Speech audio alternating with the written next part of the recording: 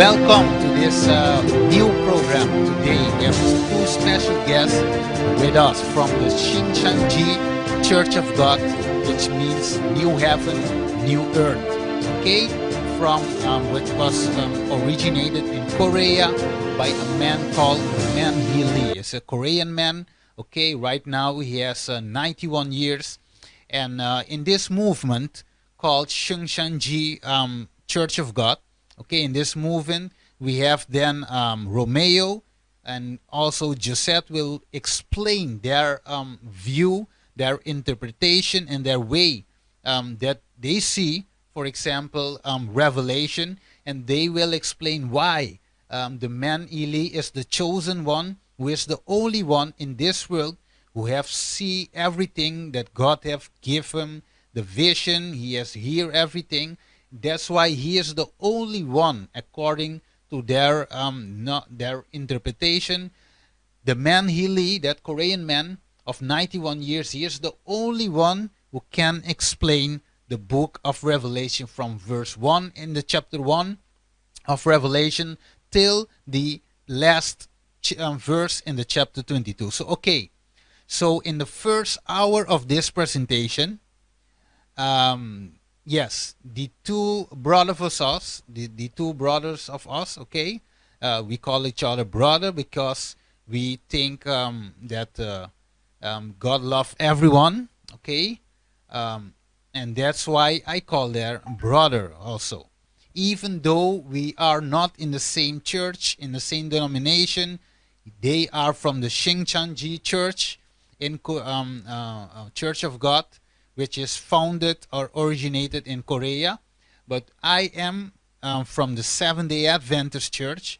So they, in the first part of the video, they will give their interpretation, their explanation about why the man Hili is the chosen one, why he is the only one who can explain Revelation. Okay, so then after that 1 hour, okay, I will come and then I start to give my interpretation, the way I understand the Bible, the way I understand the book of Revelation. Okay, then I will explain the way we as Seventh-day Adventist Church know or understand the scriptures. Okay, so you will see first part, the Shincheonji Church of God will explain their view, explain the way they see it, and in the next part, you will notice that I will come and explain the way the Bible interprets the prophecy. Okay, so stay tuned.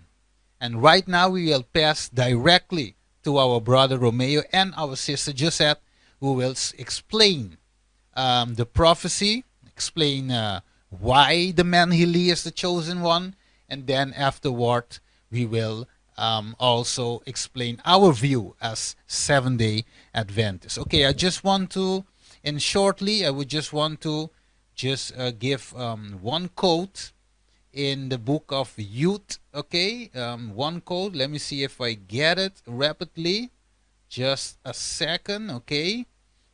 Okay, here it comes. I think I will load it in the system, and then I will show that, and I will read it for you. Because remember, we as a youth, we must study our Bible to know what we believe, and we must be enabled to explain our faith, what we stand for. We must be enabled to explain it. So, in other words, while it is start loading, okay. So let's go to the screen. Message to young people. Let's read. With such an army of workers as our youth, rightly trained, might furnish, how soon the message of a crucified, risen, and soon coming Savior might be carried to the whole world. So right now we go in straight into the message. Let's hear from our brothers from the Shincheonji Church of China, and then afterwards you will hear of the Seventh-day Adventist Church. May God bless you. Stay tuned and hear. Open your ears to hear clearly. All right?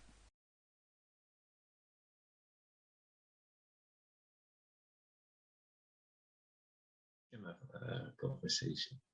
Okay. Yeah. Okay. I will pray for us. Dear, most holy, honorable Father God, the true source of life and blessing, and the creator of the heavens and the earth.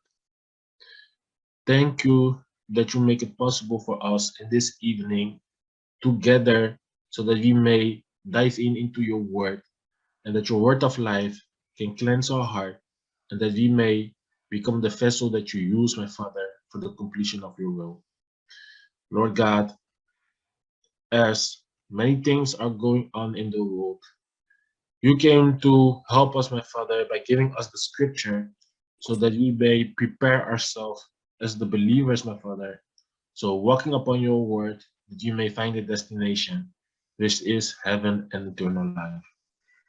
So, Lord God, as we came together, I want to ask you to please be in our midst, that every word that will be spoken, that it will be only your words, and that you may shine the light, my Father, and reveal your scripture, so that the unfolding of your word gives understanding to the simple, so that we may only use the word as the standard.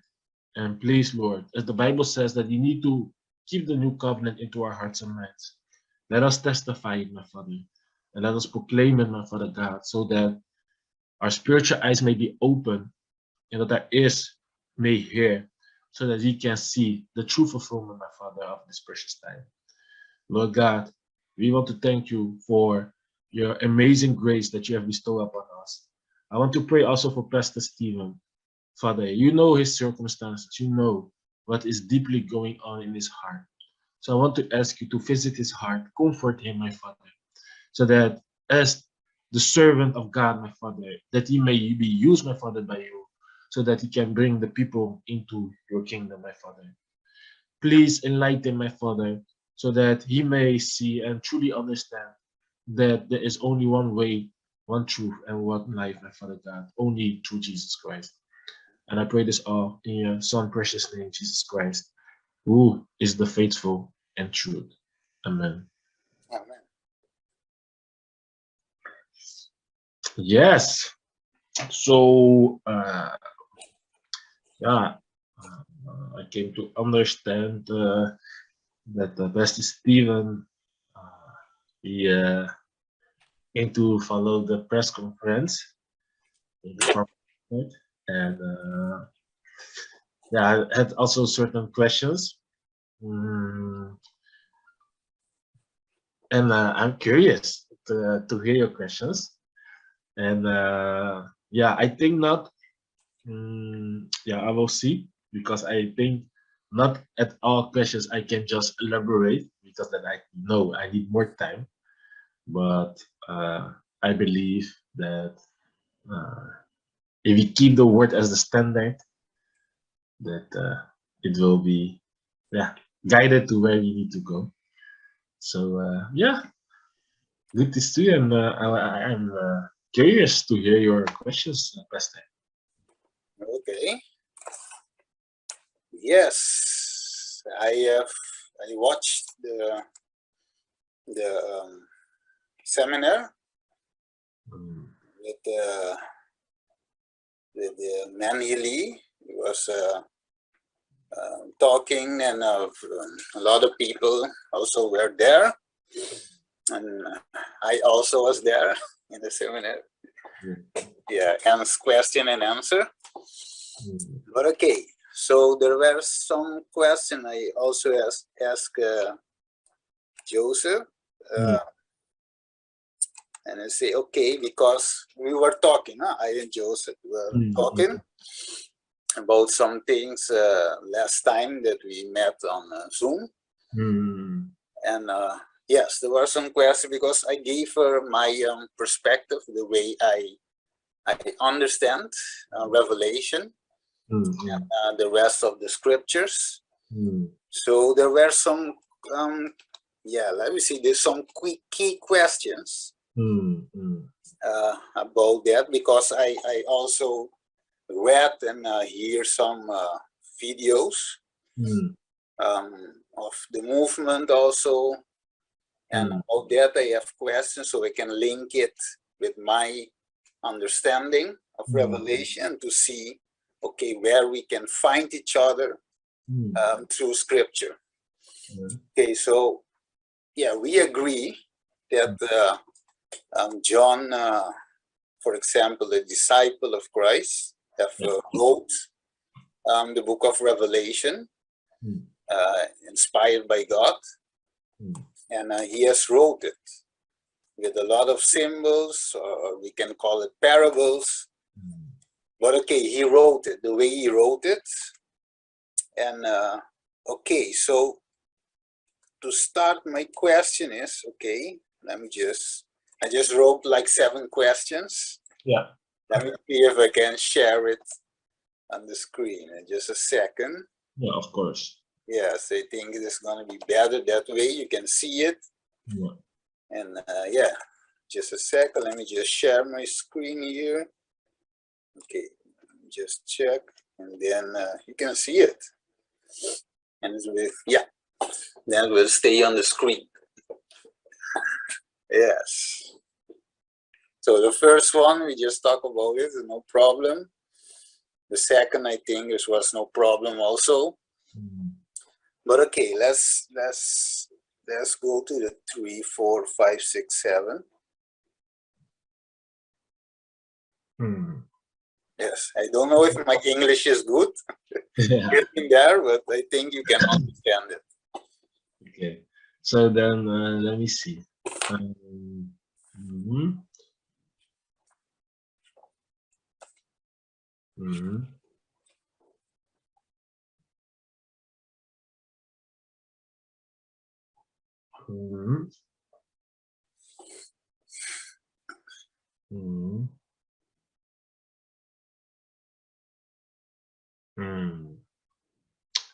Okay, I see. Very good questions that you have right down. This is based up on after receiving the seminar, right? Then you came to before and after. Yeah, because I was reading also on the website. You know, I did my research. Yeah. To see what it's all about, because I like to research. That's very good. It's very good. So then I will just want to go from 1 to 7 to see also the correct understanding of all the questions. As you already said, that it is quite clear. Who wrote the book of Revelation is, of course, Apostle John, the disciple of Jesus Christ. And when he did it 2,000 years ago. He wrote it down, and where was he at that moment? At the island of Patmos. Island of Patmos, if I understand correctly, is in Turkey. If out of my head, Turkey or Greece, but it was at the island of Patmos. It was designed by the Romans at that time. Then third question: did he really wrote it on a paper scroll? This is concerning Apostle John 2,000 years ago, right? Yes, correct. Yeah, I cannot say on a paper scroll physically, but it was being written down. That's why today we have the book of Revelation. So like Apostle Paul also wrote it down, the letters. Then in that way, also Apostle John write down the letters, what he received from God that he wrote down. Meaning to say, Apostle John received a vision, and this vision was concerning the prophecy, concerning the things that will happen in the future. Then all that visions that he saw, all that what he was inspired through, he needed to write it down so that the people later on, when it will be fulfilled. That's why John 14:29 explained that when it take place, we may believe. So it was not for that time, but for the time when it will come to fulfillment, that we may believe when it will be revealed, when the revelation will come. 4. After writing it, did he really send it to the 7 churches as Jesus told him? So since it is since it was a prophecy, it is not for the present time. It is for the things that will happen later. So then, figuratively, as we came to understand that, uh, yeah, churches is not speaking about church, but it's speaking about people, right? Because we are the temple, we are eventually God's temple. So it is the prophecy that he wrote down, but the people were able to read it until the fulfillment will come. Question 5. What book did John wrote first, and which book was his last one? In order, I cannot say. I know he wrote down the book of John, First John, Second John, Third John, the book of Revelation. He wrote 5 books. Uh, the book of Revelation, I think it was the last book, but I cannot say for sure. I don't know for sure, so I will not say something that I don't know. Yeah, no problem. But I know he wrote the 5 books. That is for sure. List them in sequence and with date. Okay. Yeah. So like I mentioned, I know the 5 books, but I don't know the order of the books that he wrote down. Problem. No problem. How is that we can have the book of Revelation today? Matthew chapter 24, verse 15. Maybe we can go to that first.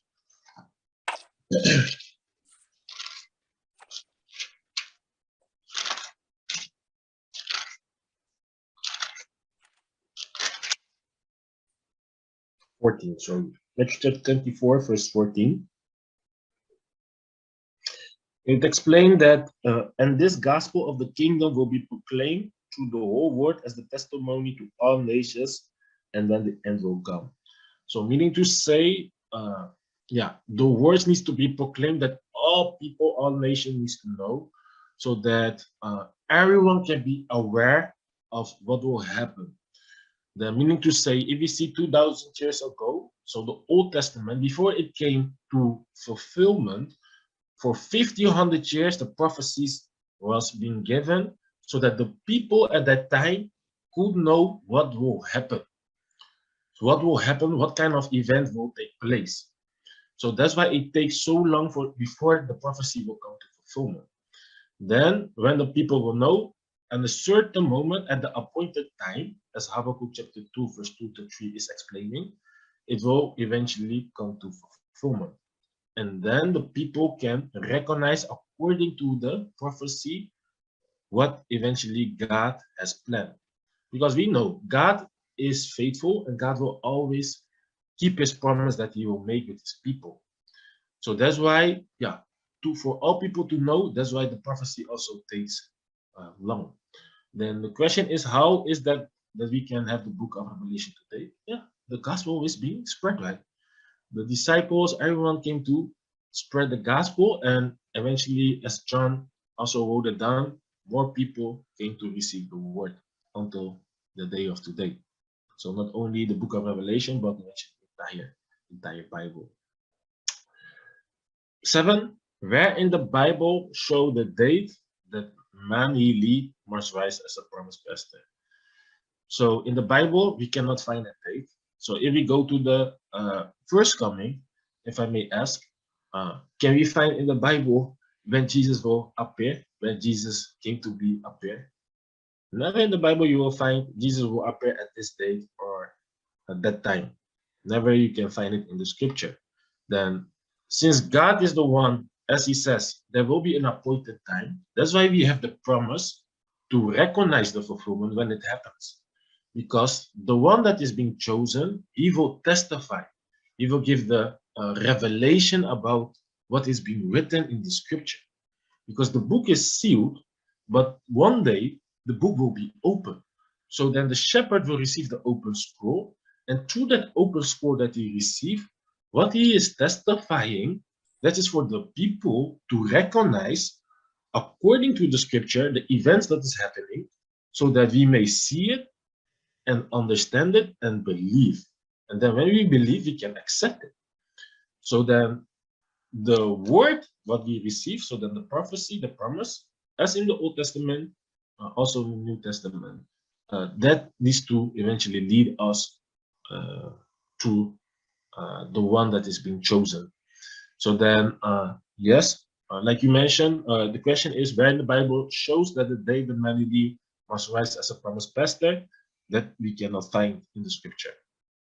You cannot find in the scripture the date or the name of the promised pastor. So yeah, we need to follow the word as Psalm 115 verse 119 verse 105 and Psalm 119 verse 130 says. I think quickly Yeah. give on your questions. Yes. Just a second. Okay. Yeah. So that let me see. There's 7 questions. It might be like. Let me say, there's a reason why I'm asking this. There's a reason. There are some, let me say, some easy questions, but they help to build the study, and since I know that there is no date, for example, like today the world are celebrating like 25th of December, and we know that, okay, Christ, according to scriptures, we cannot show that he is born on 25th of December. So we know that this is a pagan, has a pagan origin. And that's why as Christians, not all, but conservative Christians don't celebrate that day. Okay, so I know that. But for example, if you follow, when the wise men were following the star, and they knew that, okay, the Messiah will be born, so they are following the star. So there are some hints or things in the Bible prophecy that shows, okay, the Messiah will come. So Isaiah wrote it, other prophets wrote about the Messiah, some things about him, concerning him, and Jesus has fulfilled every of this prophecy about him. Okay, so in that sense, the question number 7, I have put it there, because according to Jesus, there are prophecy that appoint to him. So when he come, he can say, okay, the prophecy told this and that, and here's the fulfillment. I am the fulfillment, for example, like John chapter 4, the woman on the well will say to Jesus, I know when the Messiah comes, he will tell us everything. Jesus say to her, he who is talking to you is him. I am the Messiah. Okay, so in that sense, about the promised pastor, the question is raised then, okay, what are the hints in the Bible that show in the same way that must be a promised pastor in the last days? And yes, sometimes maybe you cannot give a scripture of a date, I know, because it is not written, but there are prophecies that point to that. That is correct. Yeah, I will go back to that part I'm able to explain also. But before going to that part, I want to go back to John chapter 4, the Samaritan woman. Yes. Because the Samaritan woman, she was taking water, right? She was taking water. Yeah. And Jesus came to her, and Jesus asked her if he was able to receive water. Which the woman thought, yeah, that's a little bit weird, because Jesus was, I think, from other. How can you say that? He's a Jew. Yeah, he was a Jew. And he is a Samaritan. But Jesus told her about her husbands. Correct. That I think I will go to that chapter.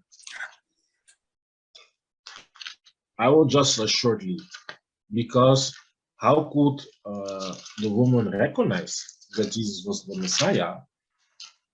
Let me see.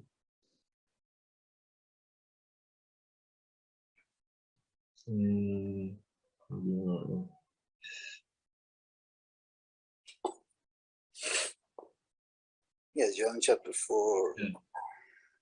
So then, because Jesus said to her, "Call your husband," and then she said in 17 or 16, Jesus said to her, "Go call your husband and come here." The woman answered him, "I have no husband." Jesus said to her, "You are right in saying, I have no husband, for you have had 5 husbands, and the one you have now is not your husband.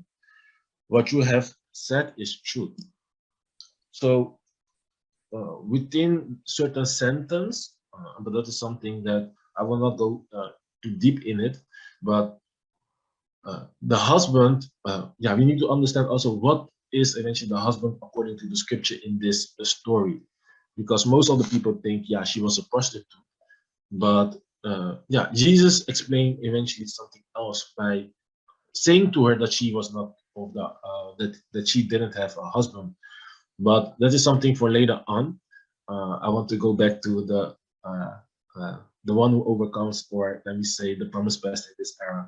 So, Giuseppe, do you want to try to explain? I will give Giuseppe. Explain what?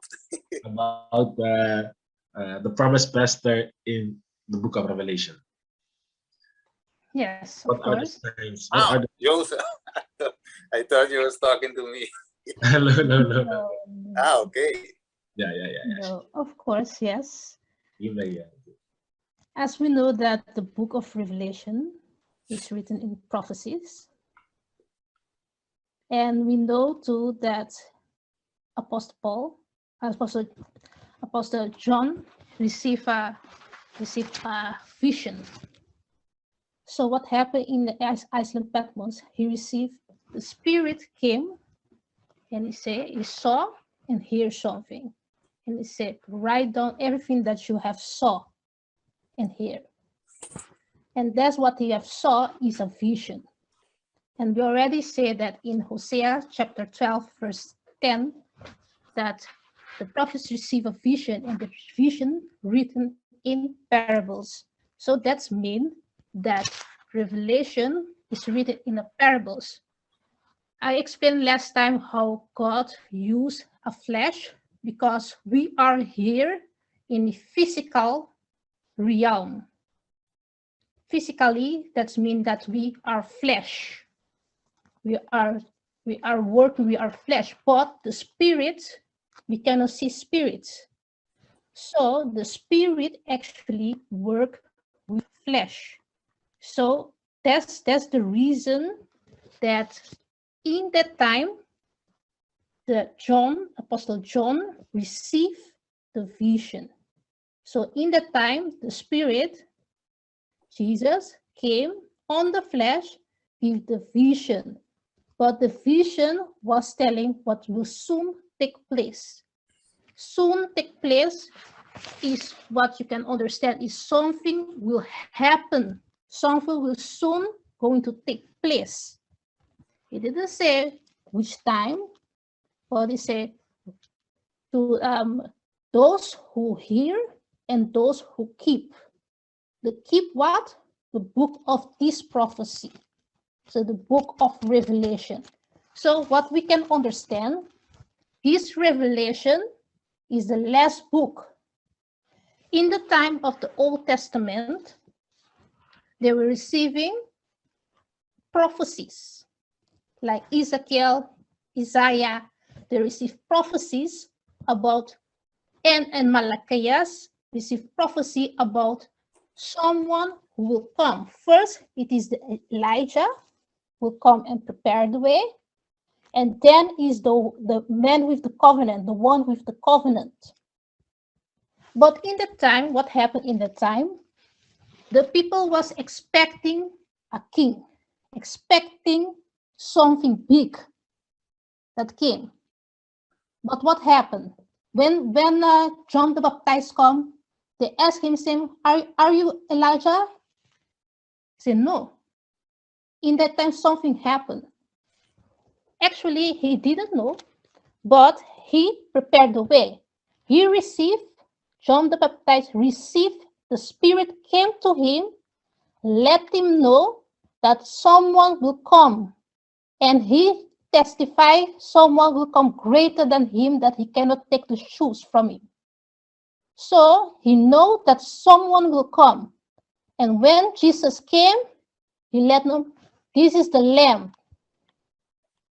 So he testified to everybody that this is the Lamb that will come. So what happened in this time? John the Baptist prepared the way, yes, but Jesus come to fulfill what was written in the Old Testament, fulfill every single part of Old Testament. What's happened?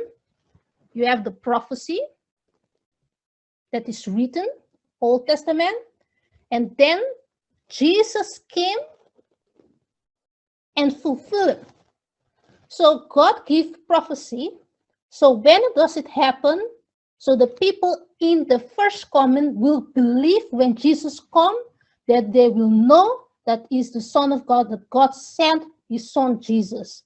The prophecy is there to let those in that time know that Jesus is the one that is written talking about in the prophecy, Son of Man. Who is the Son of Man? So that is the reason prophecy is given, for when it happened in that time, in that era, as first coming, they can see and see with the scriptures. They say, oh yes, this is happening. Jesus came to do a test. Yes, that is happening. Everything must be there. Like Jesus is talking in the parables.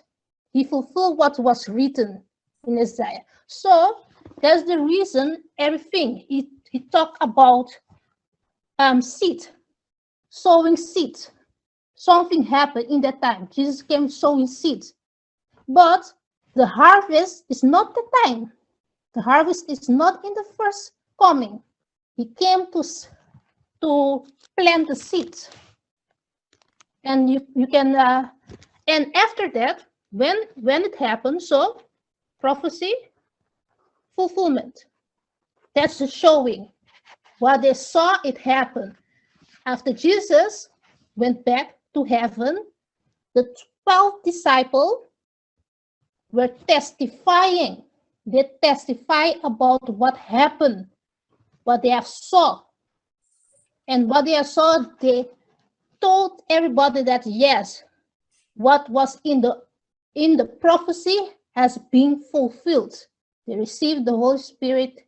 They testified about him, about Jesus. No, the second coming. The second coming, so we receive in this era. This is the last book of prophecy, that the Spirit came in the time 2000, around 2000 years to Apostle John, one of the disciples of Jesus. He received the vision written in prophecy. And what happened? Again, the same story. Same story. There is a prophecy. If there is a prophecy, there should be a fulfillment. But the prophecy and the fulfillment must be the same way, must be a matching. The time, everything, Revelation 2, Revelation 3, everything. Revelation 4, there's a reason, Revelation 4, Revelation 5, everything from chapter 1 until 22 must be the same way of this prophecy, must happen same way. So in our time, the revelation, the prophecy is there for us in our time to see when something is happening. It must be the same as it is in the scripture. And no, Brother Stephen said, why? Why is man he knew John. Why is he? If you see what's happening, if you see Revelation 10 verse 11, what is said, he need to prophesy to nation, language, kings. He need to prophesy to them. And again, when the testimony, when it's prophesied, then what will happen? The nation will hear. If you look at Revelation verse 1 to 3, someone must read. Read what?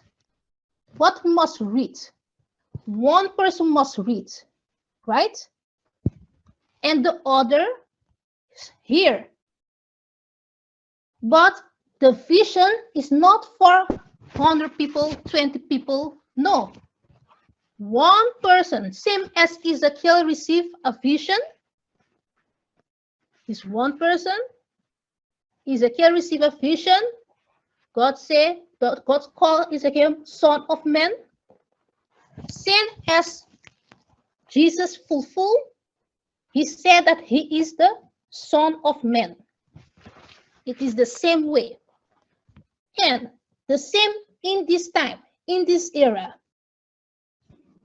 New John received a book. Not 10, 20 people received a book. Not 10, 20 people saw the vision in the reality fulfillment. Not 10, 20 people saw the reality. Because in the vision say, I saw. How many times he says so? Many times he say, I saw. It didn't say we saw. Then if you say we saw, who is we? Then you will ask yourself, who is we? Maybe it can be, if you say we, it can be Brother Stephen, it can be me, it can be Brother Romeo, it can be many people. But in the vision, in the prophecy, he said, I saw. And the one who saw need to prophesy, need to tell the nation, people, language, and kings what he saw, tell, testify. And that's the reason. If Brother Stephen is looking very good with open eyes, seeing the words, the parables, everything in the whole world is given, it's happening in this time. This person went to the whole world. This person is testifying about what he have saw. This time he is explaining to every people, everyone, I saw something. I saw something. And it is not that, it is more about, it doesn't matter who believe or not, but he did his task. His task is to testify to all people, language, nation, and kings. Because that's the task he said, go and testify. So that's the reason, that's one of the explanation about it. Okay, brother said yes, but so many people can say go, so many people can go and testify whatever they want to testify. But this person have a time, yes, he have a prophecy with a time. He knows about the Nicolaitans. Who are the Nicolaitans? And I'm saying it because I understand, yes, the time frame. He knows about who is the destroyers, who is the 666, who is the beast with 7 heads, 10 horns. What is the meaning behind it? He saw who they are. He knows what's their names. He was there. He knows what happened. He saw in Revelation 13 when they received the mark of the beast.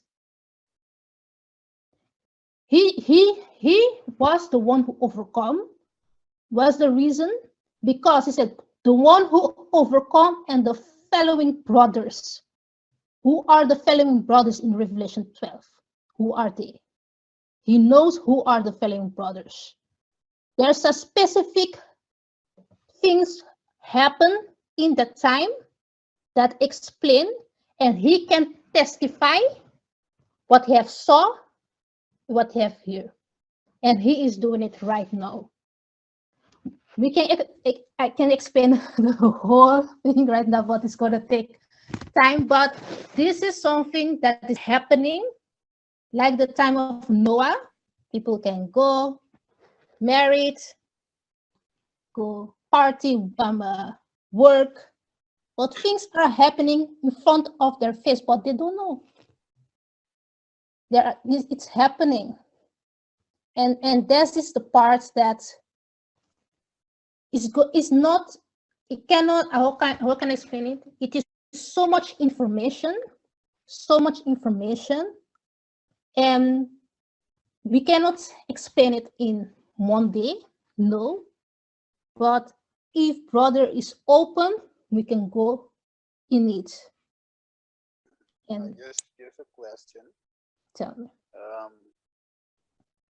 Just I was hearing you explaining the things, but I will come back again because, like you just said, just like in the day of Elijah must come, and then also King John the Baptist preparing the way for Jesus, and so on, and then Jesus comes, because the whole world from Genesis was, waiting on this Messiah to come. Okay, whatever reason they have, whatever belief they have on it, wherever they think that this Messiah will go in to do or what, but they were waiting for the Messiah. Correct? Okay, so the Messiah came, and the Bible is explaining about Elijah, explaining about in Isaiah, for example, 40 verse 3, talk about John. It doesn't mention the name, but it's talking about John. Okay, who will prepare the way for Jesus. Okay, in this case, in Isaiah, it doesn't mention also Jesus, but it said Lord or Jehovah in other Bible versions. Okay, so then we know in this scripture of Isaiah, we know that there must be someone to prepare the way for Jesus. The scripture is clear, okay? So, in the New Testament then, of maybe in the Old also, that's why I asked the question number 7. Is there a scripture which shows that, okay, before Jesus will come, the second coming, okay, must be someone then, only one in this case, who will do the same work that John the Baptist has did to prepare that way for Jesus? Yeah, I will. So that's why I asked the question number 7. Yeah. I will go over it for you. So that, I think I understand your question. So then, imagine you was living at that time when Jesus came, and you are reading these prophecies, right? You are reading the prophecy, like you said, Isaiah chapter 14 verse 3, and also according Isaiah chapter 7 verse 14. There are a lot of prophecies being given about a messenger that will prepare the way, Malachi chapter 3, Malachi chapter 4. But then the moment came, and you were there. How will you be able to believe in the one that came to prepare the way at that time? How will you believe at that time? Okay. Yes, the question is like, the question is simple. Like, you don't of you to just go back to just go back to John 4. you see that the woman there said to Jesus, I think you are a prophet. Okay, he said you are a prophet. And we know that the Messiah will come, not only in this chapter, but also in chapter 10. I remember Martha, the sister of Lazarus, say, when the Messiah comes. But the Messiah is there in their face. They did not realize that the Messiah is speaking to her. In this case, both women. Okay, both in chapter 4 and chapter 10. But when Jesus said, okay, I am the one, the Bible is speaking about, I am the one. Okay, how can I know? Because they didn't know. Even Jesus speaking to them, they didn't know. But when, not also there, it also was a chapter, I think the best chapter is in the book of Acts. In the book of Luke 24, when the disciples were walking, in the way of Emmaus, and Jesus was walking with them as a stranger. And they said, okay, I know this 3 days are passed, nothing has happened, etc., etc. And Jesus began to explain to them the scriptures, but they didn't realize, they didn't realize that when Jesus break the bread, and then they realize, hey, this is Messiah, and then he disappeared. Okay, why do I quote this chapter? Because there is something that Jesus did that they understand, okay, he is the one indeed. Because so there are key things that you can look based on the scripture to understand, okay, indeed, this is the Messiah. So you need Bible to confirm it. It's not a feeling. It's not a, I feel good in this church, I feel good in that church. I like to be with Romeo and Joseph in this. No, it's not that. Of course. It's scripture. Amen. So it's the only way we can test the spirit, like I and Joseph was talking about a couple of weeks ago. The only way we can test the spirit is by scripture. There's no other way. So if I in this time, if I don't look at the scripture, I won't know. Amen. Correct. Yeah. Even though, 1 second. Yeah, because in the case of the woman, Samaritan woman, that Jesus was explaining that she didn't have a husband, because the woman also explained that it's true. But due to that sentence that Jesus said, she could recognize that Jesus was the Messiah, because Jesus was speaking the truth at the moment, because it was not speaking about her physical husband. It was talking about eventually the person that she was searching for, but she could not find the Messiah until Jesus came to appear and explain to her. What I try to say is, like you explained, right? There are certain prophecies that we can recognize when the fulfillment will come, so that we may believe. That even in the time of John, if you see in John the Baptist, in John chapter 1, the Pharisees and the Sadducees and the priests, they asked him, who are you? And he said, he confessed he was not the Christ, but he was the one that was eventually crying in the wilderness, the one who was crying in the wilderness, and the one that needs to testify about the land that will come. But still, the people were not able to recognize. Even the disciples were not able to recognize until Jesus came to explain that he was eventually the one that was promised as the Elijah to come. Then, going back to the second coming, because that is eventually your question. Then, how can we recognize that he is the promised master? Through which scriptures? Then, let us start, I think, first with Matthew chapter 24.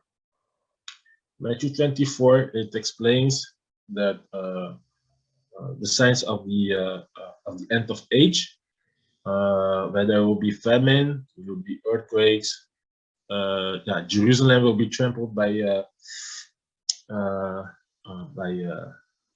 by Babylon or by the destroyers, and that the people needed to flee to Mountain Zion. But then the days of the Son of Man will be like the days of Noah and Lot. But then we go, if we see in Matthew chapter 24, verse 45 to 47, it is speaking about the faithful and wise servant. Speaking about the faithful and wise servant who's giving the food at the proper time. Giving the food at the proper time to the household of the master.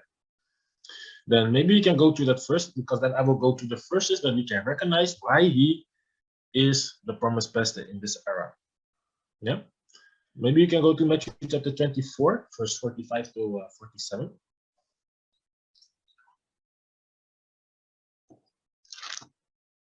Is it 25? Matthew 24, verse 45 to Okay.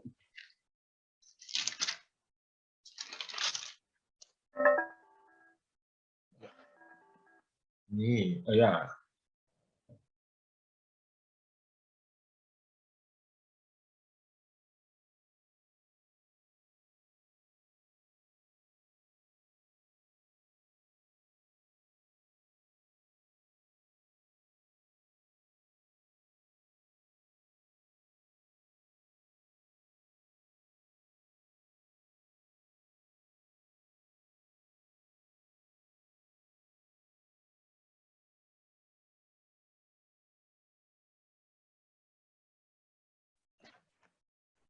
Yes, I'm really sorry. 1 second.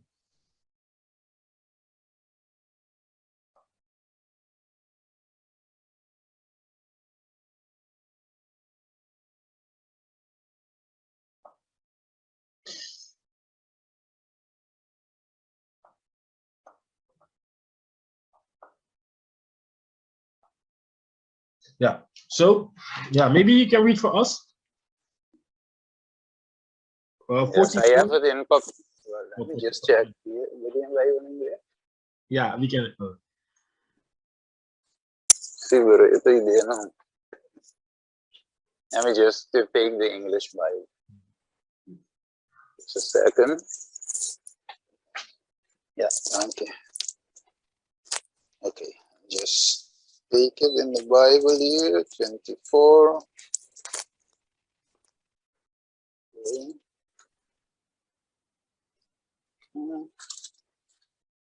All right. Okay. Who then is a faithful and wise servant whom his master made ruler over his household to give them the food in due season? Blessed is the servant whom his master, when he comes, will find so doing assuredly. I say unto you that he will make him ruler over all his goods. But if that evil servant say in his heart, my master is delaying his coming, and begins to beat his fellow servants and to eat. Up to 47. Up to 47. Ah, yes, okay. Okay. Yeah. So it is explaining that no one knows the day and the time and the hour, and the days of the Son of Man will be like the days of Noah and Lot. So then people were drinking, eating, doing their own things, but the place of salvation where the ark is, it's the hope intact.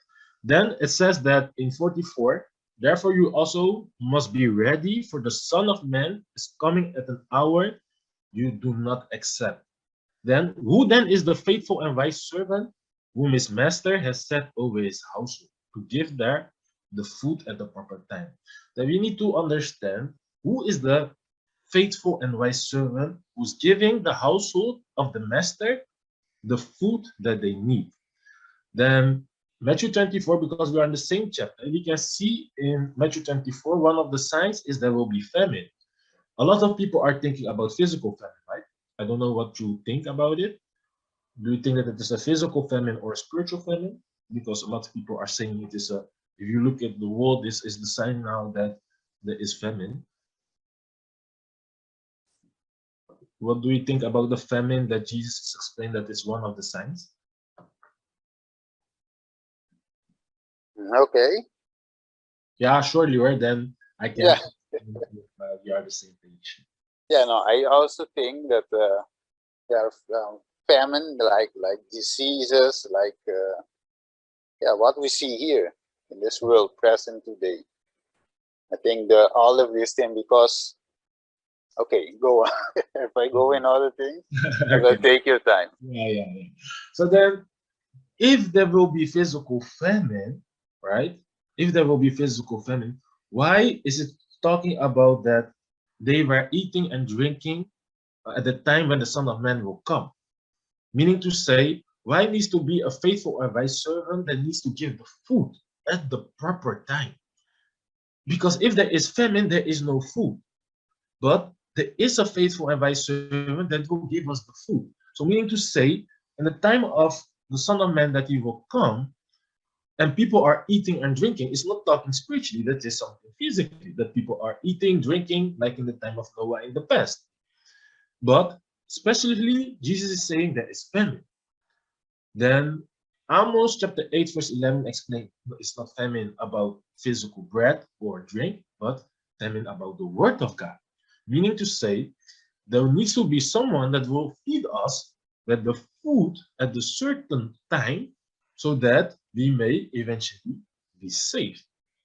So then, to eat that food, we need to find that faithful and wise servant. Because who is the master in this story, do you think?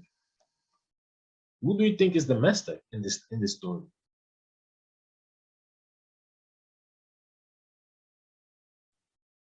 Okay. So again, when I read, yeah, when I read this part, Jesus is given let me say a comparison. Okay, so in that time we know there are masters, there are servants, that are etc. So we given a comparison about someone who given the word. Okay, now given the word in the time they needed the word to accept the word, etc. Because this is called the servant, and the servant as a master. Also, just he doing the work for Jesus, as it were, in reality. So if I understand correctly, the master is the servant. Master is a servant. No, the servant is a servant. Okay. Master is a master. But I say Jesus is using a comparison. Okay. Okay, from things that happened that day, in his days,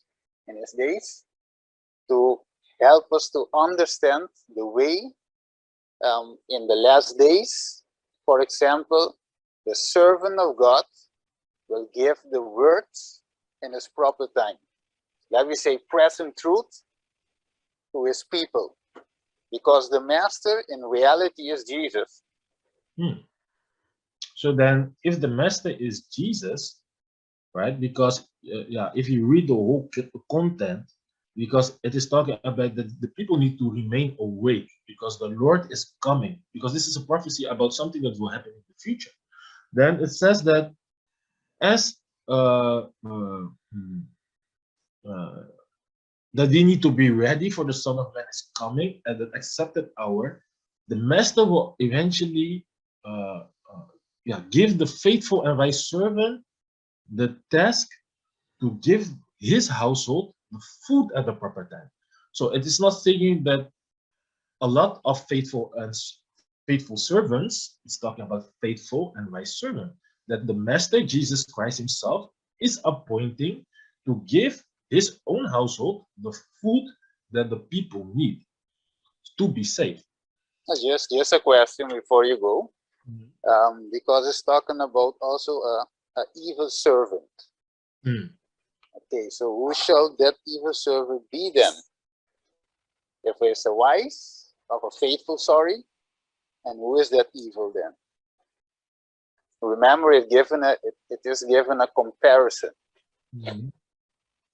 Okay, because as Jesus also explained, there will come a lot of false prophets in my name, right? So then there are a lot of pastors who are also proclaiming the word, but there is only one pastor that he appoints to give the food. But then what is this food that we need today? so that we can eventually be saved. Because that is what we eventually want for our spirit, since there was famine, right?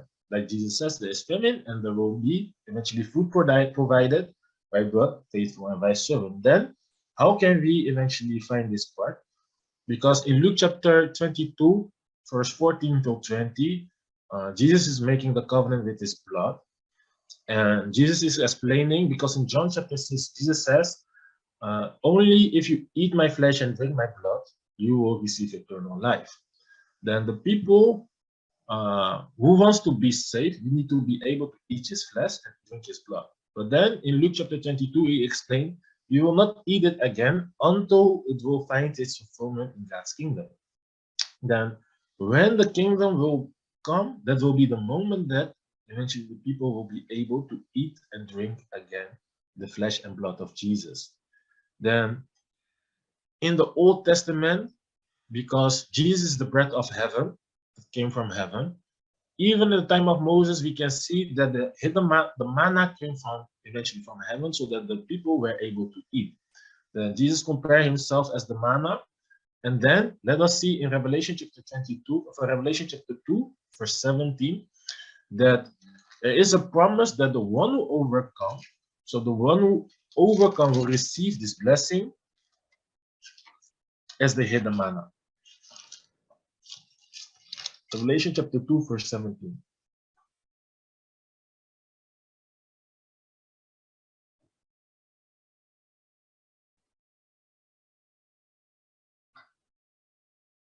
Maybe you can read for us?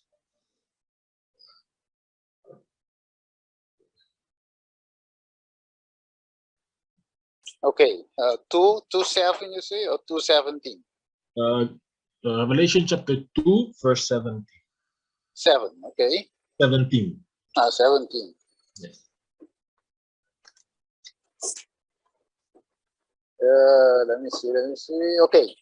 He who has an ear, let him hear what the Spirit says to the churches. To him who overcomes, I will give some of the hidden manna to eat.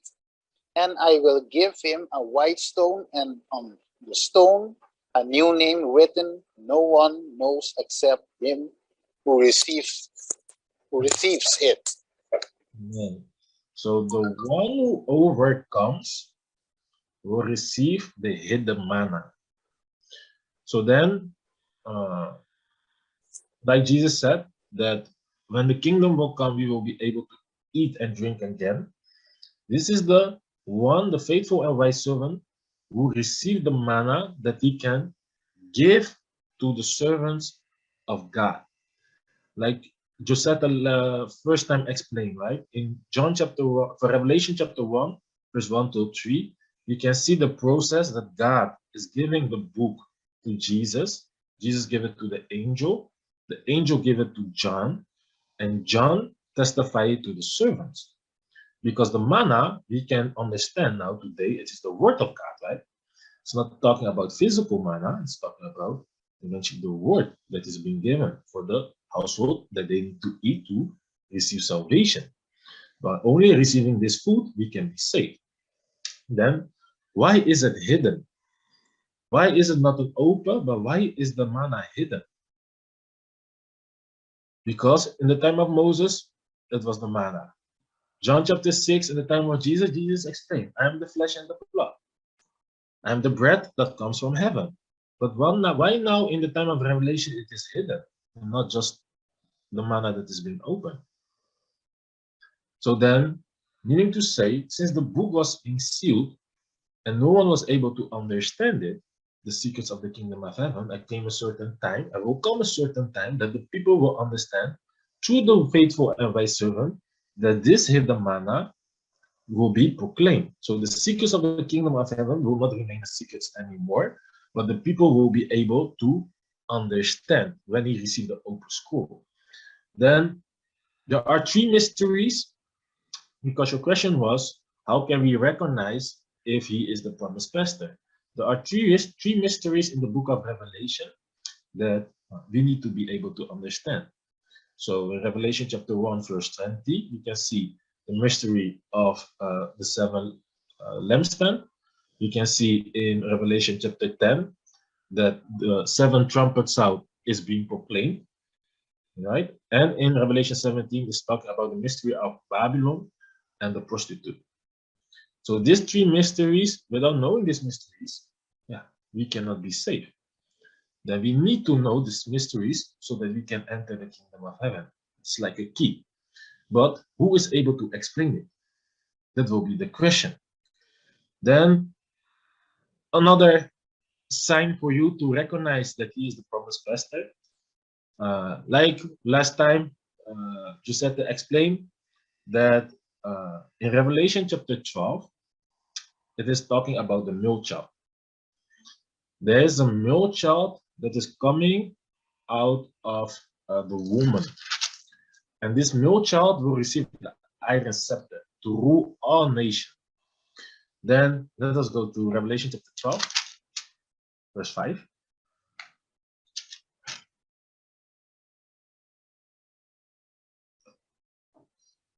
And it says, she gave birth to a male child, one who's to rule all nations with a rod of iron.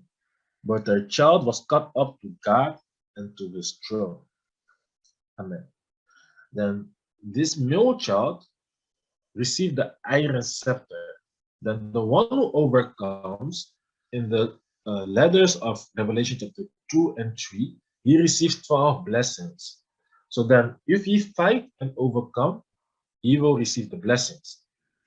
Then Revelation chapter 2, let me see, Revelation chapter 2, verse 26 until 27, we see that the one who overcomes, who keeps my works until the end, to him I will give authority over the nations, and he will rule with the rod of iron, as when earthen pots are broken in pieces. Even I myself have received authority from my Father, and I will give him the morning star. Amen. Because we need to understand who is eventually the sender of the letter. That is Jesus Christ. Jesus Christ is the sender of the letter. So he is not speaking about himself as the one who overcomes. So there needs to be someone who will overcome. So the one who overcomes, he is the one that will receive these 12 blessings that are being promised in these letters.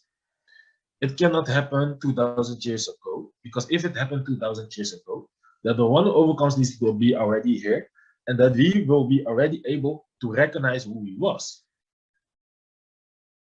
So, as it is a prophecy, it will happen in eventually the appointed time.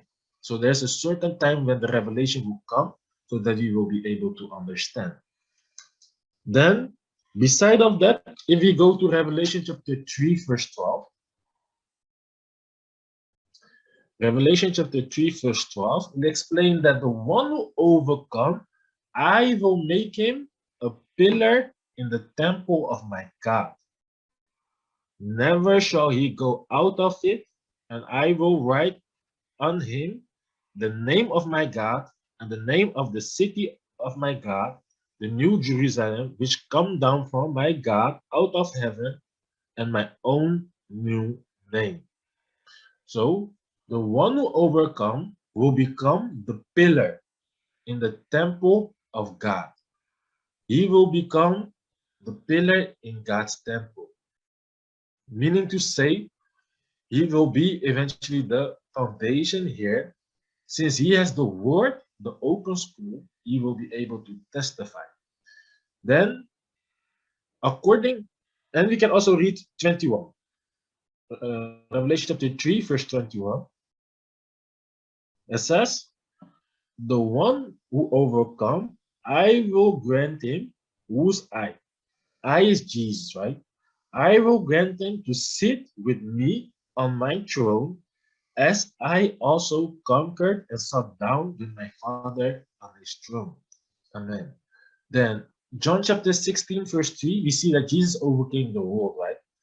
Then, the one who overcomes today, the one who will overcome the beast with 7 heads and 10 horns, he will also sit on the throne, as Jesus is explaining that he also sat with his Father on his throne. So, meaning to say, there needs to be someone who overcame, someone who overcame and received these 12 blessings. Then we will continue, because after the letters, Revelation 2 and 3, if we then go, I, John, is being kept to heaven. So then he needed to go in Revelation 4 to the spiritual realm and to see what is in heaven. So everything that he saw in heaven, he needs to build it here on the earth. Then there's only one person that went up, because it says, let me see, a door was, after this I looked, and behold, a door standing open in heaven, and the first voice which I heard speaking to me like a trumpet said, come here, and I will show you what must soon take place after this. So after the letters, he is being thrown up to heaven to see eventually everything what is being in heaven, so that he may be builded here on the earth. Then in Revelation 5, what can we see in Revelation 5? The book is sealed in the right hand of God, right? In Revelation chapter 5, verse 1. Book is sealed, and we see that the lamp is being able to open the seal. Then the lamp is able to open the seal, and at that the lamp is given it to the angel in Revelation 10, and the angel gave it to John in Revelation 10, verse 8. Let us go to that verse also. Revelation chapter 10, verse 8, and it says, then the voice that I heard from heaven spoke to me again, saying, go, take the scroll that is open in the hand of the angel who is standing on the sea and on the land. So I went to the angel and I told him to give me the little scroll, and he said to me, take it and eat it. I will make your stomach bitter, but in your mouth it will be sweet as honey. And I again took the little scroll from the hand of the angel and ate it. It was sweet as honey in my mouth, but when I had eaten it, my stomach was made bitter. And I was told, you must again prophesy about many people, nations, languages, and kings. Then John, Manny Lee or New John, someone needed to receive the open scroll, able to testify the manna for the people to eventually be fed with the word that can save their spirit, that can eventually bring them to the kingdom of God. Then there is only one person. Then how can we recognize if he is the person? That is, like you mentioned, by having the standard, which is the scripture. Then everything that that person is saying, we need to verify it through the word. Because everyone can say, I am the one. I am the one that Jesus has sent. I am the promised pastor, or I am the shepherd. Then what is the question that you need to ask? Then what are the three mysteries that are being written in Revelation? Then what is the trumpet speaking about? Can you explain me the trumpet through the scripture? Who is the beast with 7 heads and 10 horns? Who is the prostitute in Revelation chapter 17? Who is the lamb stand that needs eventually, the lampstand that was being chosen by Jesus Christ? Who are the realities? Please explain me. If a pastor is not able to explain, what does that mean?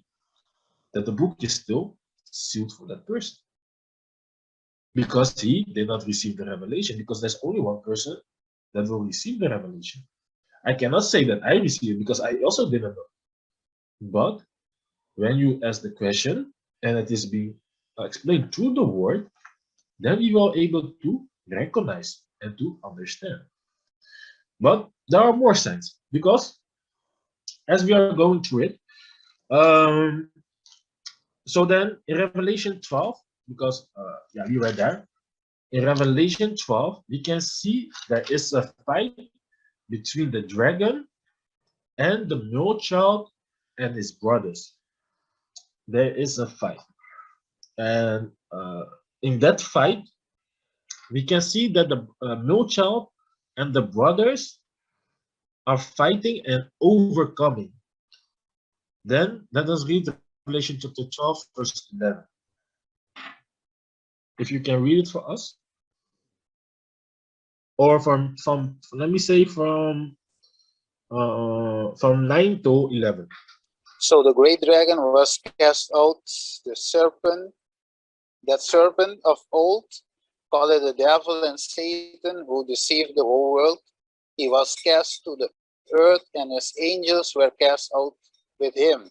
Then I heard a loud voice saying in heaven, now salvation and strength and the kingdom of our God and the power of his Christ have come, for the accuser of our brethren who accused them before our God day and night has been cast down.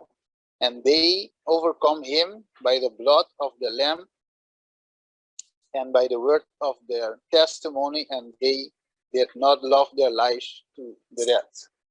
Amen. So what happened? There is a fight, right? There is a fight between the male child and his brothers, and eventually the dragon. Then what does it say? The one who overcome, right? How did he overcame? With the blood of the Lamb and the word of their testimony. Meaning to say, they are witnesses, they have seen, so that's why they are able to testify what they have seen. And what they also have as the weapon is the blood of the Lamb. Then, as having this blood of the Lamb and the testimony, they are able to explain what happened. How did they fight? How did they overcame? Because there is an overcomer that eventually overcame the dragon, meaning to say overcame the group of the devil. Then the one who is chosen needs to be able to explain how it happened, because there is a reality that needs to appear, since this is a prophecy. It cannot remain hidden. There will come a reality, and that reality, that is a witness that someone saw and is able to testify through the scripture. By overcoming, what happened? If we go to Revelation chapter 15, verse 1 till 2. Revelation 15, verse 1 till 2, we can see, then I saw another sign in heaven, great and amazing, 7 angels with 7 plagues, which are the last, for with them the word of God is finished. And I saw what appeared to be a sea of glass mingled with fire, and also those who had conquered the beast. So, let me see, conquered the beast and its image and the number of its name, standing beside the sea of glass with harps of God in their hands. Amen. So the overcomers are now standing beside the sea of glass. Then, who are the overcomers who are standing beside of the sea of glass? They are the overcomers who fight against the dragon in Revelation chapter 12. Then, fighting against the dragon, the one who overcomes needs to be also able to explain what is the sea of glass, where he is standing. Where is the sea of glass where he is standing? And what is the meaning of the sea of glass? Because reading further in verse 5, it says that after this I looked, the sanctuary of the tent of witness was open. Meaning to say, there is a place where it is being testified. Because a tabernacle is a sanctuary where eventually the word of testimony is being spoken. What can I find in this place? What should you find if you are entering this place? You need to find the 12 tribes. Because Revelation 7 says there needs to be 12 tribes and in each tribe needs to be 12,000. Let us go to Revelation 7. Revelation 7. Yeah. It's talking. Just a question. Yeah. Do you have a time to go? You You have appointment? I have some time still because I need to give also lesson. Ah, Late, okay.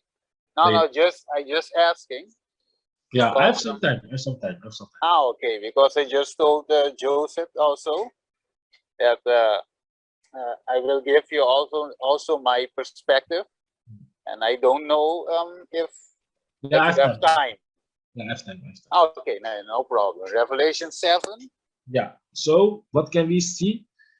Then in Revelation chapter 1, verse 1 to 3, as John received the open scroll, he is testifying to the nations, right? To the people, languages, and kings. And these people who eventually keep what is written in it, they will be saved. Now, who are those? That are those who are coming, fleeing to Mount Zion. There are those who fleeing to Mount Zion, and there are the 144,000. Then who are the 144,000? Are those from the 12 tribes, what you can see in Revelation 7. The 144,000 are those who are in the 12 tribes of, yeah, of the 12 tribes, and also the great multitude in white that will come after. But first, what you need to see, what does the promised person need to create? 12 tribes. And in each tribe, there needs to be 12,000. Because without having this reality, it is not true. So every tribe needs to have or contain 12,000. There needs to be 12 tribes where eventually the word of testimony is being spoken. Because if someone is saying I'm the promised pastor and he says that he overcame, then he need to establish the tabernacle temple of testimony, meaning to say I need to be able to eventually see the 12 tribes according to the scripture, because Revelation chapter 14 is explaining that they are standing with the Lamb and they are blameless, meaning to say the 144,000 needs to be gathered, meaning to say they need to be harvested because they are born of the seed of God. Out of the few, they are coming eventually to the barn. Then what is the barn? The barn is eventually the place where God's kingdom is being established, where God's temple is. Meaning to say the pillar needs to be there, which is the one who overcomes. Then, yeah, going to that part that yeah, you are asking also, how can you recognize? Let us go also to the New Testament so that we can find some similarities. Let us go to John to see what Jesus is saying. Let us go to John chapter, let me think, John 16. I'll also go first.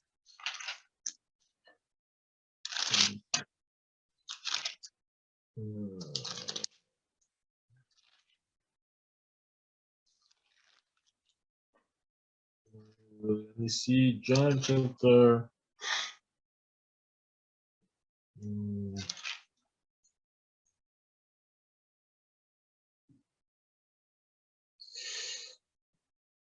Yeah, John chapter 16, verse 7 to 14. And I will read for us. Nevertheless, I tell you the truth. It is to your advantage that I go away. For if I do not go away, the helper will not come to you. But if I go, I will send him to you. And when he comes, he will convict the world concerning sin and righteousness and judgment. And then also I will jump over to 13 and 14. When the Spirit of truth comes, he will guide you into all truth. For he will not speak on his own authority, but whatever he hears, he will speak. And he will declare to you the things that are to come. He will glorify me, for he will take what is mine and declare it to you. Amen. Let us also go to John chapter 14, verse 26.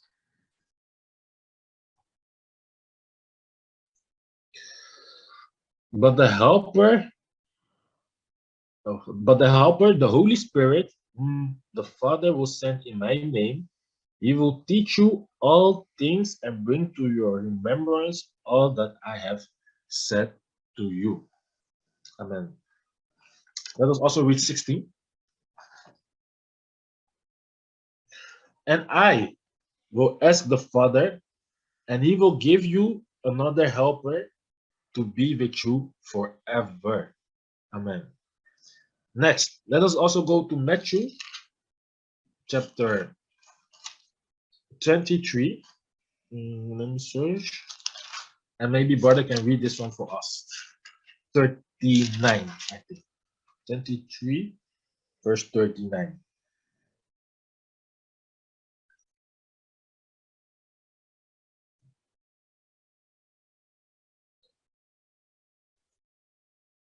Okay.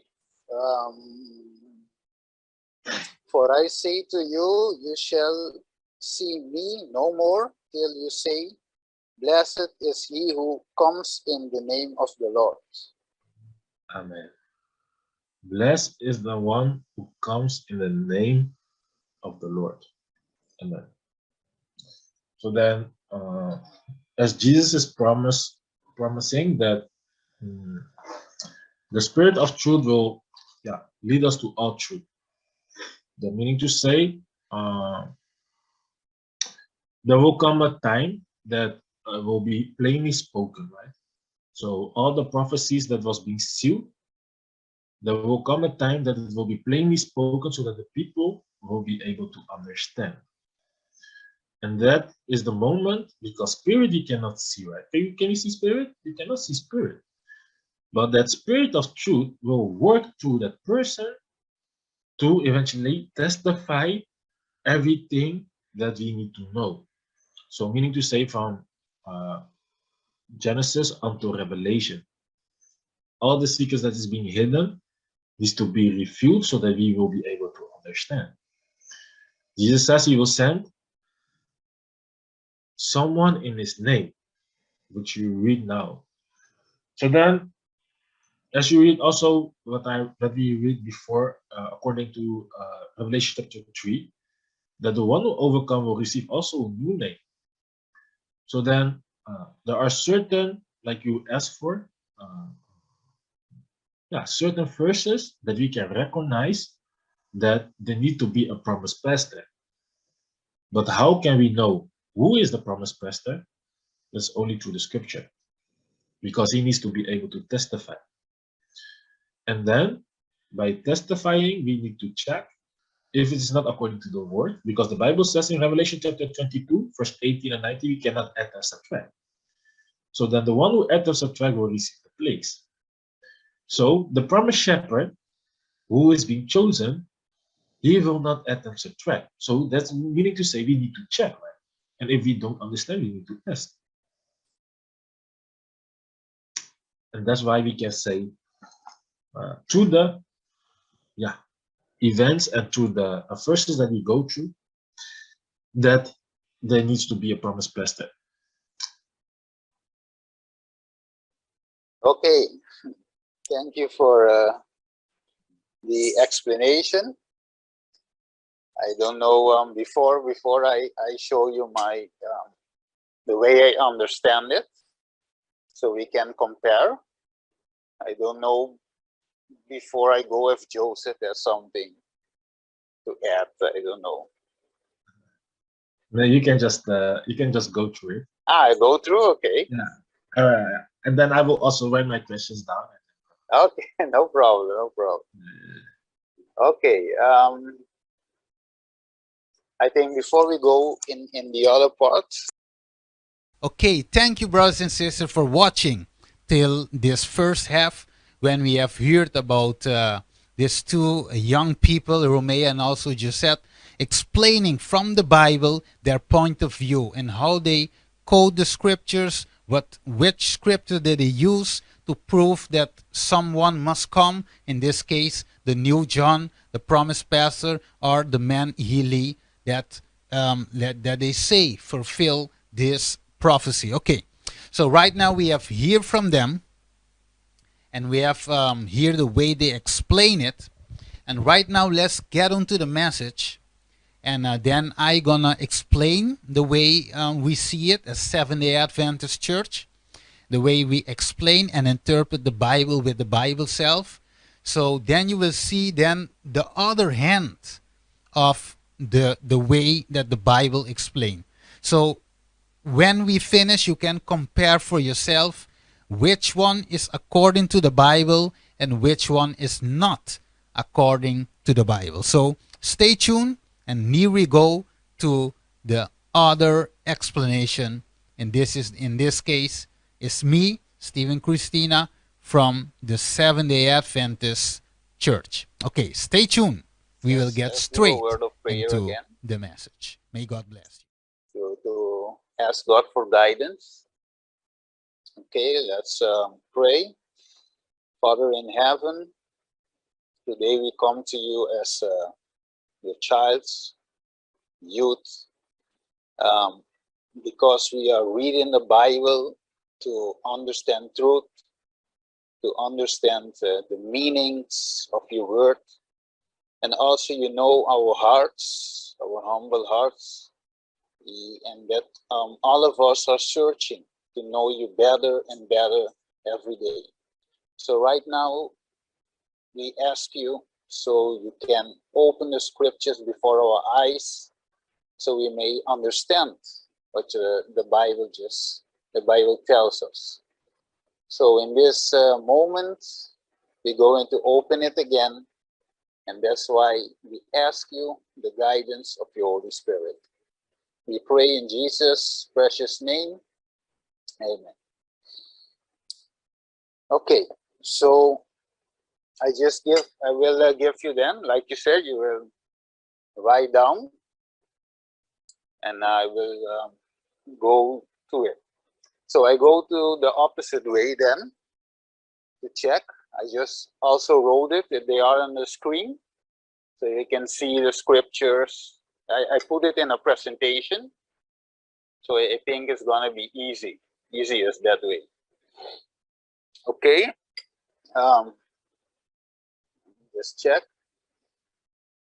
Okay, I just put it also in question and answers. I say, okay, did the people, because we quote Matthew 24, okay, so it says in Matthew chapter 24, if we go there, 24, verse 15, we go to Matthew 24, verse 15, it says, did the people of Jesus' time knew the part was open in the book of Daniel? We know that the book of Daniel is also a book of prophecy in the same language that the book of Revelation is written. Okay, it's the same way, like beast, 7 horn, 10 heads, etc. They are the same. So if we look, Jesus said in verse 15, or Matthew 24, he says, therefore, when you see the abominations of desolation spoken by Daniel the prophet standing in the holy place, whosoever reads, let him understand. Okay, so Jesus quotes the book of Daniel, the chapter 9 of the book of Daniel, when he speaks about the abomination of desolation standing in the holy place. So why did I put this question here? Because when you study the book of Daniel, for example, in their time, when Revelation was not yet written, there was book of Daniel. Because Daniel, they had the book of Daniel. Okay, so the book was there of Daniel, and the people was able to read it in their time. And that's why Jesus told him, did you have read, go and read and understand what is saying, speaking, because if you read 24, verse 1, let me just quote it in English. It says, then Jesus went out and departed from the temple, and his disciples came up to show him the building of the temple. And Jesus said to them, "Do you not see all these things? Surely I say to you, not one stone shall be left here upon another, then shall not be thrown down." And then, verse 3, "Now as he sat on the Mount of Olives, the disciples came to him privately, saying, "Tell us when these things be, and what will be the sign of your coming and end of the age," and the end of the age. Okay, so in this context, Jesus told them then in the verse 15, read what Daniel the prophet has wrote, because this thing that Daniel has written must be come to fulfill. So you will know that the end is near if you read and understand Daniel chapter 9. Okay, then we have the second. It said, okay, how can we explain this? Okay, we just read 24 and 15, 16. The third part says, who have asked this question? I just read it, the disciples. As well, so Jesus were talking to his disciples. They wanted to know the end and how they can recognize when Jesus will come again. Okay, so the point 4 says, Jesus sent them to check what Daniel the prophet had written so they may understand.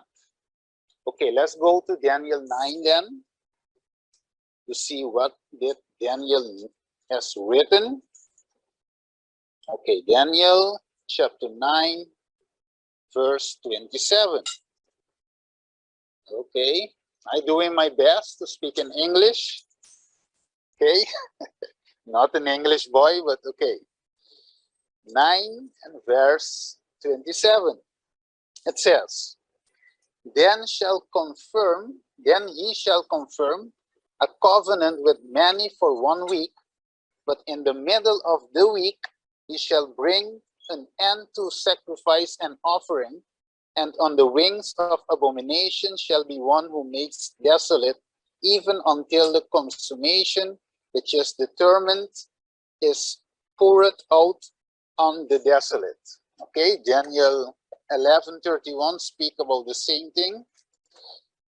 It says, and force shall be mustered by him, and they shall defile the sanctuary fortress.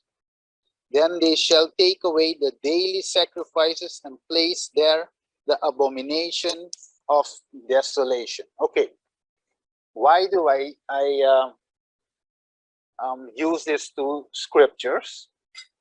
Because Jesus have sent them to the scripture of Daniel to understand the times. There's a reason why.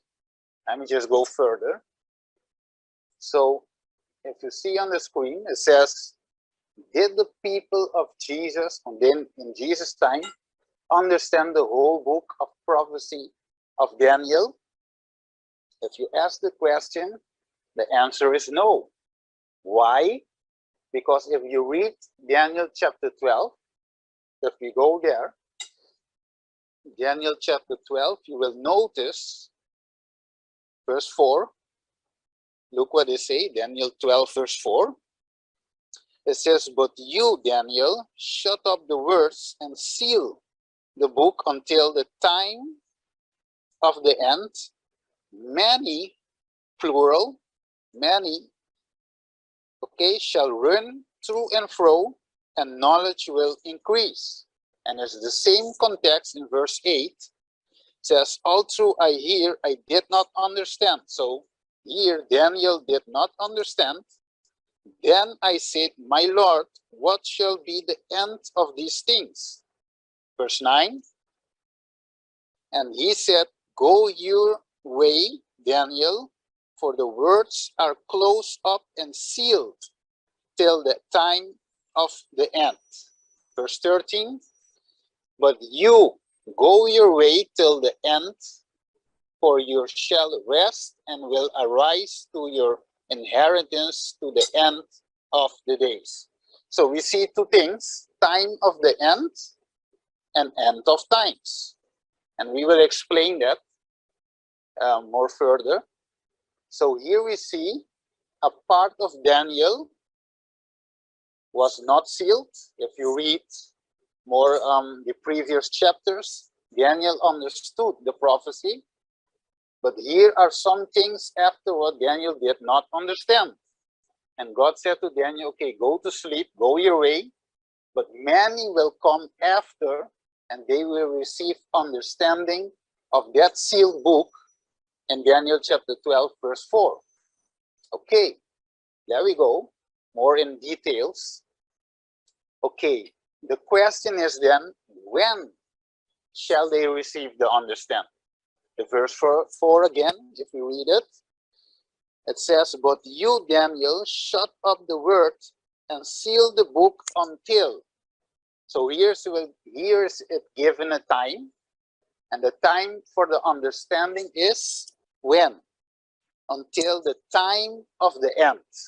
So in the time of the end, people or many shall arise, and they will understand this prophecy, and exactly they will give it or prophesy this prophecy. The understanding of it, they will give it to others. Okay. On what event will the time of the end be complete? If you see in verse 6 of Daniel, it said, remember this verse. You can write it down because we will come back to Daniel 12:6. He says, and one said unto a man clothed in linen, who was above the waters of the rivers, and what he asked, how long shall the fulfillment of these wonders be? So one standing on the waters, okay, verse 6, of the rivers. Verse 7, then I hear the man clothed with linen, who was above the waters of the rivers, when he held up his right hand. Okay, do you remember Revelation chapter 10? Okay, it said, then I hear a man clothed in linen, who was above the waters of the river, when he held up his right hand on his left hand to heaven, his right up to heaven, and swore by him who lives forever, that it shall be for a time, times, and the dividing, and a half of time, and when the power of the holy people has been completely shattered, all these things shall be finished. So this angel is talking to Daniel, and I said, okay, at the appointment time, this book, who is sealed, this part of the book, who is sealed, will be open.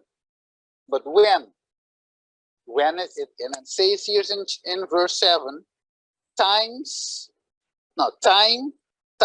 and the half of time. So we see the same expression in Revelation chapter 12, Revelation chapter 13, and Revelation chapter 14. We will come back to that later on. Okay, so there's a time being given, times, and dividing of time. When this will be completed, the understanding or the knowledge of this prophecy shall be of the people will understand the prophecy. So according to the angel, he said to Daniel, the book will be sealed till the end of times. Many will understand because the book will be no longer sealed. Daniel 12, verse 9 and 10. Okay, it says, what did Daniel ask the angel? He asked about the time, the fulfillment, when he can see that this will be completed. Verse 8, all through I hear, I did not understand, Daniel says. Okay, then I said, my Lord, what shall be the end of these things? So here you can understand that Daniel did not comprehend everything. What constitutes the end of times? The end of time is time, times, and the dividing of times. So after the time, times, and dividing of times, then shall be the end. Of the time of the end will begin. So remember, Daniel spoke about the time of the end and the end of times. Two things. Okay? And he gives here, we can notice, for example, if you look in, I think, Numbers 14, verse 6, and Ezekiel 4, verse 6, tells about daytime prophecy. Because in prophecy, you will hear about days. But it's not literally days, but it is year. For example, in the time of Moses, I say I will give you 1 day, 1 year for a day. So they were how many years in the wilderness? 40 years. A day for a year. Daytime prophecy. Okay, let's go. What happened during the times and dividing of times? If we go to Daniel 7:25, and then we'll see the same thing again here in Daniel 7:25. That's why I say every time when we study the book of Revelation, we must study it along with the book of Daniel. Why? Because they are linked together. You will see more further, we'll show you how they are linked and how they are connected together. Okay, Daniel 7:25, look what it says. It says, he shall speak pompous words against the Most High. Who is the Most High? Okay, shall persecute the saints of the Most High, and shall intend to change times and the law. Then the saint will be given into his hand for how many times? For time and times and half of time. So it's the same thing in Daniel chapter 12. Here in Daniel chapter 7 is quoting of using the same time period again, time, times, and dividing of times. It's the same as Revelation chapter 12, 13, and 14. Okay, let's go. So here we can see a link between Daniel, Old Testament, and Revelation, the New Testament. Okay, then we go. Who is the power who persecute God's faithful people? Verse 7 of Daniel 7. It says, let me go. It says, after these things I saw in the night visions, and behold, a fourth beast. You see it? A fourth beast, dreadful and terrible, exceedingly strong. It had huge iron teeth. It was devouring, breaking in pieces, and trampling the residue with his feet. It was different from all the beasts that were before it, and it had how many horns? 10 horns. So we see this fourth beast also in Revelation chapter 13, verse 1, 2. You will see a beast rising out of the sea. And we know, according to Revelation, I think in chapter 70, yes, or 19, they spoke about water means multitude of peoples. Okay, so it's rising out of the multitude of peoples.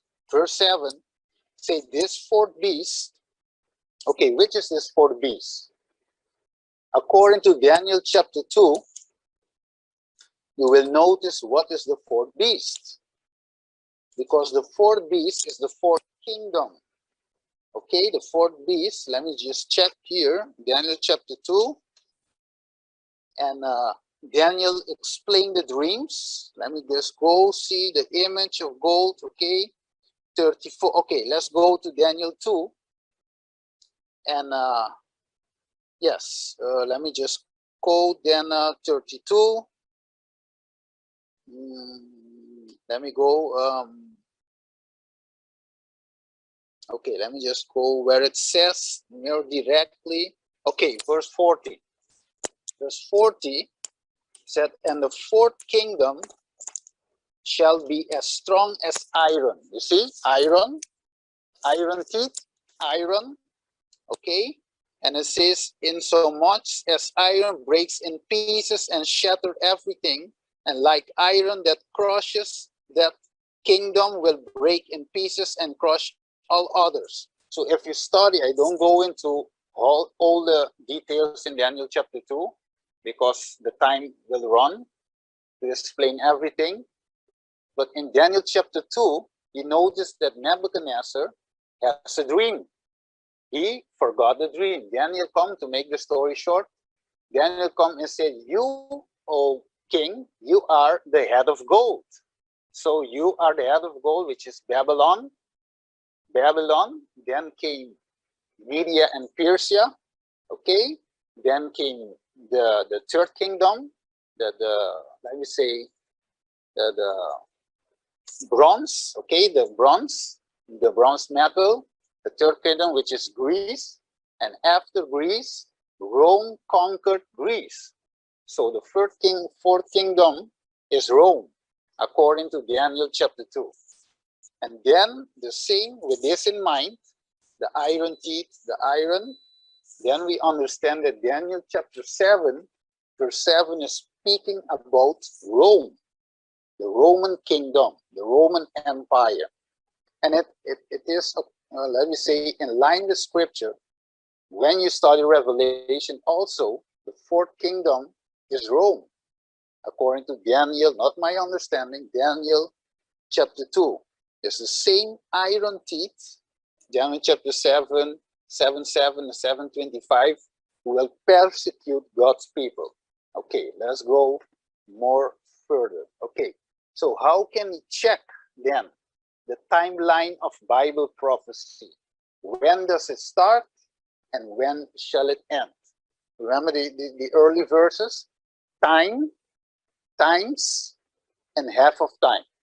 But here in Daniel 12, verse 11, it don't mention time, times, and divided half of time. But here in the calendar, about that day, they have 30 days for each month. I don't have the calculation here in this presentation, but if you count that, 30 days for every month, 12 months in 1 year is 12 times 30, okay? And if times is a year, if you to calculate 2 times and that amount and half of that amount, it will, when you study it, it sums up to 1,260 days. 1,260 days. Day-year principle when you study Bible prophecy. Okay, we will come back to that. I will show you later on. Okay, so Daniel also wrote in verse 12 about 1,330 days.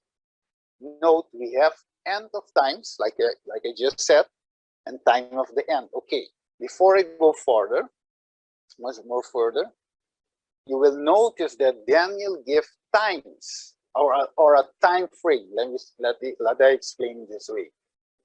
So if Daniel and the book of Revelation has some connection, then we have a time frame of Bible prophecy.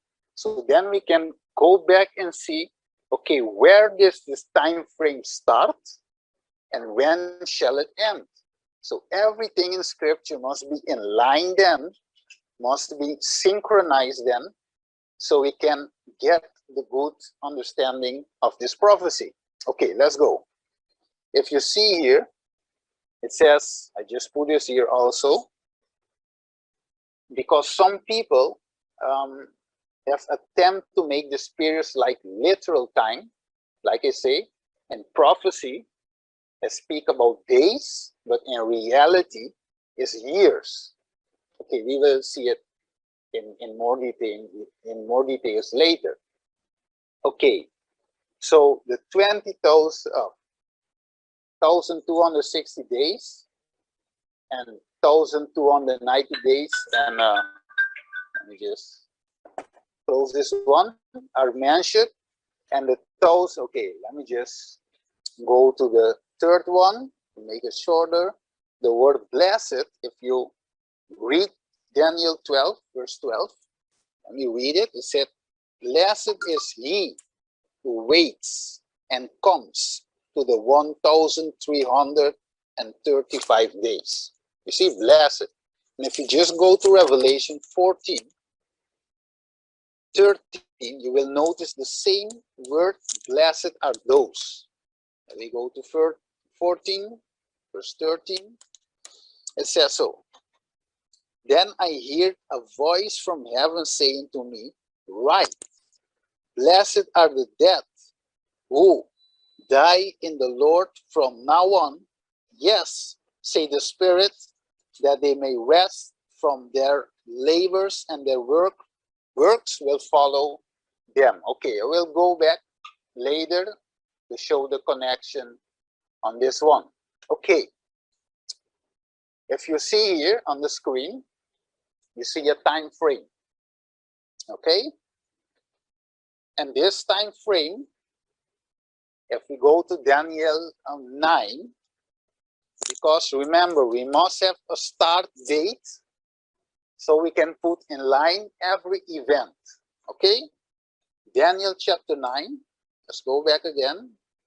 Daniel chapter 9. And if you see here in verse, I think 27, let me just look it for more details. Okay, Daniel 9, verse 20. Because you may ask, okay, Stephen, where did you get this 457 year from? Did you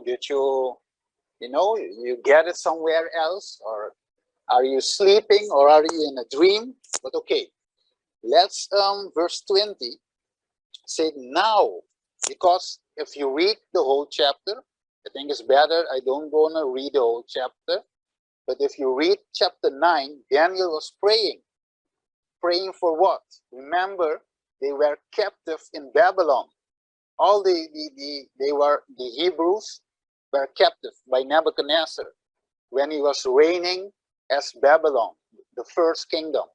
Okay, and he was praying because he was studying the book of Jeremiah, the 70 days, and he did not understand about 70 days. Said, what does this mean? And then the angel came to Daniel and gave him the understanding about the prophecy in the book of Jeremiah. Okay, let's go. And then he explained to Daniel, verse 20, "Now while I was speaking and praying," you see, he was praying. "While I was speaking and praying and confessing my sin and the sin of my people, Israel, and presenting my supplication before the Lord of my God for the holy mountain of my God, yes, while I was speaking in prayer, the man Gabriel." So then came the angel to give him understanding. Okay, "who I have seen in the visions at the beginning, being caused to fly swiftly, reached me about the time of evening offering. And he informed me and talked with me and said, O Daniel, I have not come forth to give you skills to understand." Okay, so Daniel, now the angel will give him understanding about what? Okay, here it comes. Then if I skip on down to verse 23, "At the beginning of your supplications, the command went out, and I have come to tell you, for your greatly beloved, therefore, consider to matter and understand the vision." Here it comes. 70 weeks are determined for your people. How much? 70 weeks. And for the holy city, to finish the transgressions, to make an end of sin, to make reconciliation for iniquity, to bring in everlasting righteousness, to seal up the vision and prophecy, and to anoint the most holy. Okay, so how many weeks for the Jews? 70 weeks. Remember, 70 weeks is 490 days. 490 days in prophecy, in reality, is 490 days. Okay. Then it says in verse 25, therefore, and understand, know therefore and understand that from the going forth of the command to restore and rebuild Jerusalem until, here comes the Messiah, until the Messiah, the Prince, there shall be 70 weeks and 62 weeks. The street shall be built again, and the wall, even in troublesome times, and after 62 weeks, Messiah shall be cut off, but not from himself, and the people of the Prince who is to come shall destroy the city and the sanctuary. The end of it shall be with a flood until the end of the war. Desolations are determined. Okay, so how many years are determined for the Jews? 490 years. But when does it start? It has a start date. The date is, here it comes again, when, verse 25, when the restoration, okay, the restore and the build of Jerusalem until the Messiah, there shall be 70 weeks.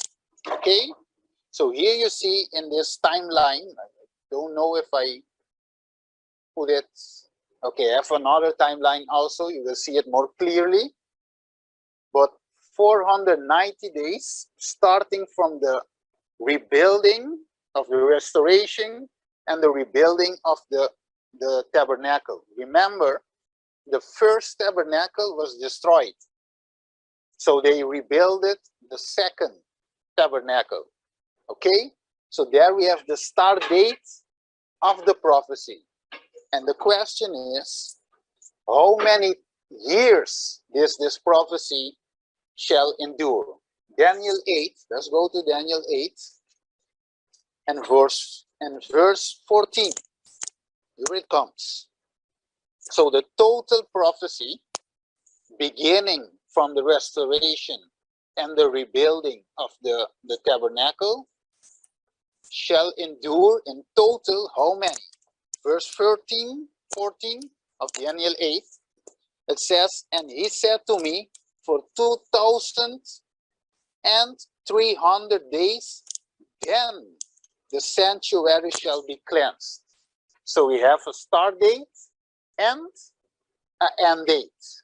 The beginning begins with restoration and rebuilding, and the end will be 2,300 days. 200 and 300 days is 200 and 300 years in reality. Okay, let's go.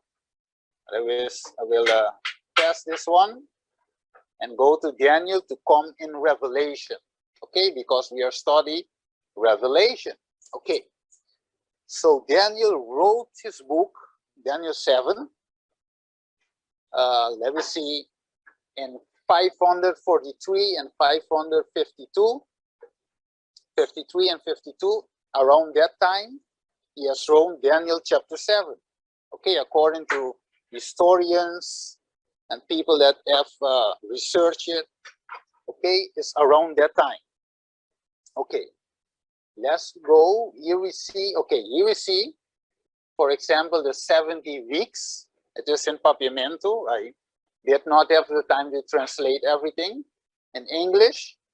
But again, you will see 70 weeks, 7 weeks. 7 weeks is 49 years in reality. Restoring and restructuring of Jerusalem, the temple, sorry. Then we have the Messiah then also. During the 1 week, he must be baptized. So the Messiah is also in the prophecy timeline of Daniel, because it is in the time of the Jews, remember? And then we have all this prophecy, all these things are in the Bible. Okay, but let's skip on here, and this is the very important part. What do we see here? We see the beginning date, like Daniel chapter 9, verse 24, 25. Around that time, they have rebuilt and reconstruct Jerusalem. The order to restore, rebuild, was on the year 457. And when you count 2,300 years, it shall end on 1844. If you count 2,300 years. Okay, so Daniel was in this time 603 and 553. Let me just explain this in a little bit. Why does the year go down? You see 603 and 553. You see it like descent, it go down. Why is it? Because the years are going down, and when it reaches 0, it starts going up till 2022 in our days. So that's why you see John, the Revelator, you see 95 and 96, but by Daniel you see 603 till 553. Okay, so these prophets are like 700 years between them. Okay, that's why I wrote all this thing. Okay, let's go. So here, if you see this like statue, is from Daniel chapter 2, and you see, like I just explained, the head of gold, chest of silver, breast of bronze, and the feet of iron. You know, the Rome is the Iron Empire, and then you have the feet from clay and iron, mixed with clay and iron. So Daniel was living in the time of Babylon, and John the Revelator of the Apostle was living in the time of Rome, because Jesus also lives in the time of Rome. When he died in the Roman Empire. Okay, and we, us, are living in the last days, which is what? The feet of clay and iron. Okay, here we see the connection. Here we're going to see the connection between Daniel and Revelation. Okay, so these two prophets, live approximately 700 years between them. Okay? Okay. So Daniel wrote in Daniel 7, verse 3. Look what he wrote. Daniel. Look what Daniel wrote. He wrote this. And 4 great beasts came up from the sea. Okay, I leave it in Papimento because you can write it down to read it in English. And 4 great beasts came up from the sea, each different from each other. Okay, so where did Daniel saw the beasts come? From the sea. Okay, 4 beasts. Remember, he saw the 4 beasts come out of the sea. Okay, Revelation 13. Let's compare scripture with scripture. It says, let me go to Revelation to read it in English. Revelation 13 and verse 1. It says, then I stood up, as this is John speaking, then I stood up on the sand of the sea, and I saw a beast rising out of sea.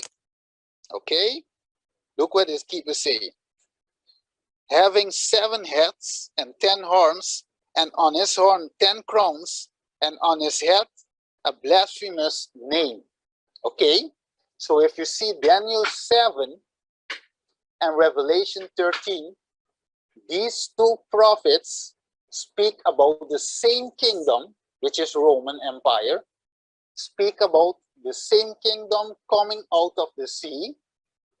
Okay, and they both talk about beast. You know, beast in prophecy in reality mean kingdom.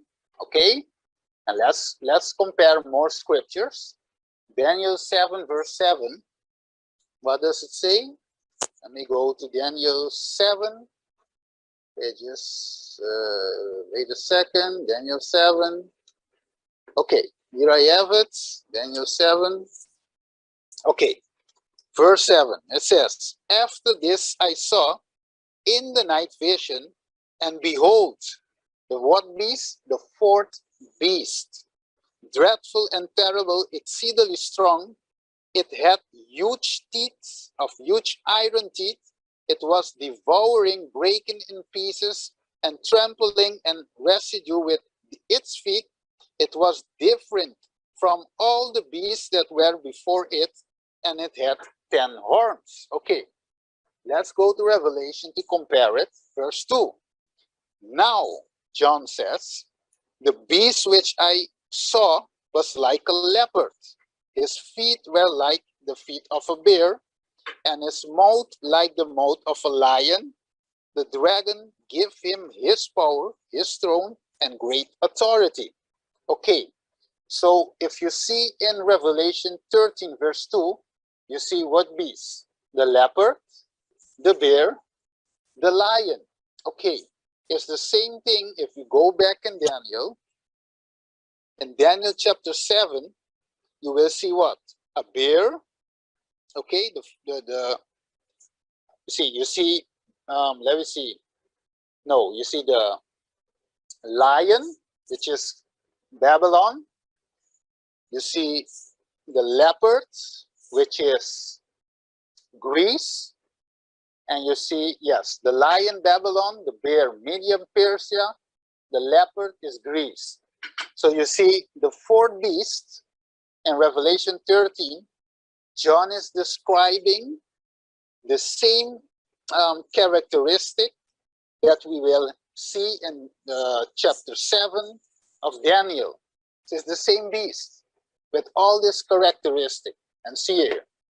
So in Daniel 7:7, how many horns does this fourth beast have?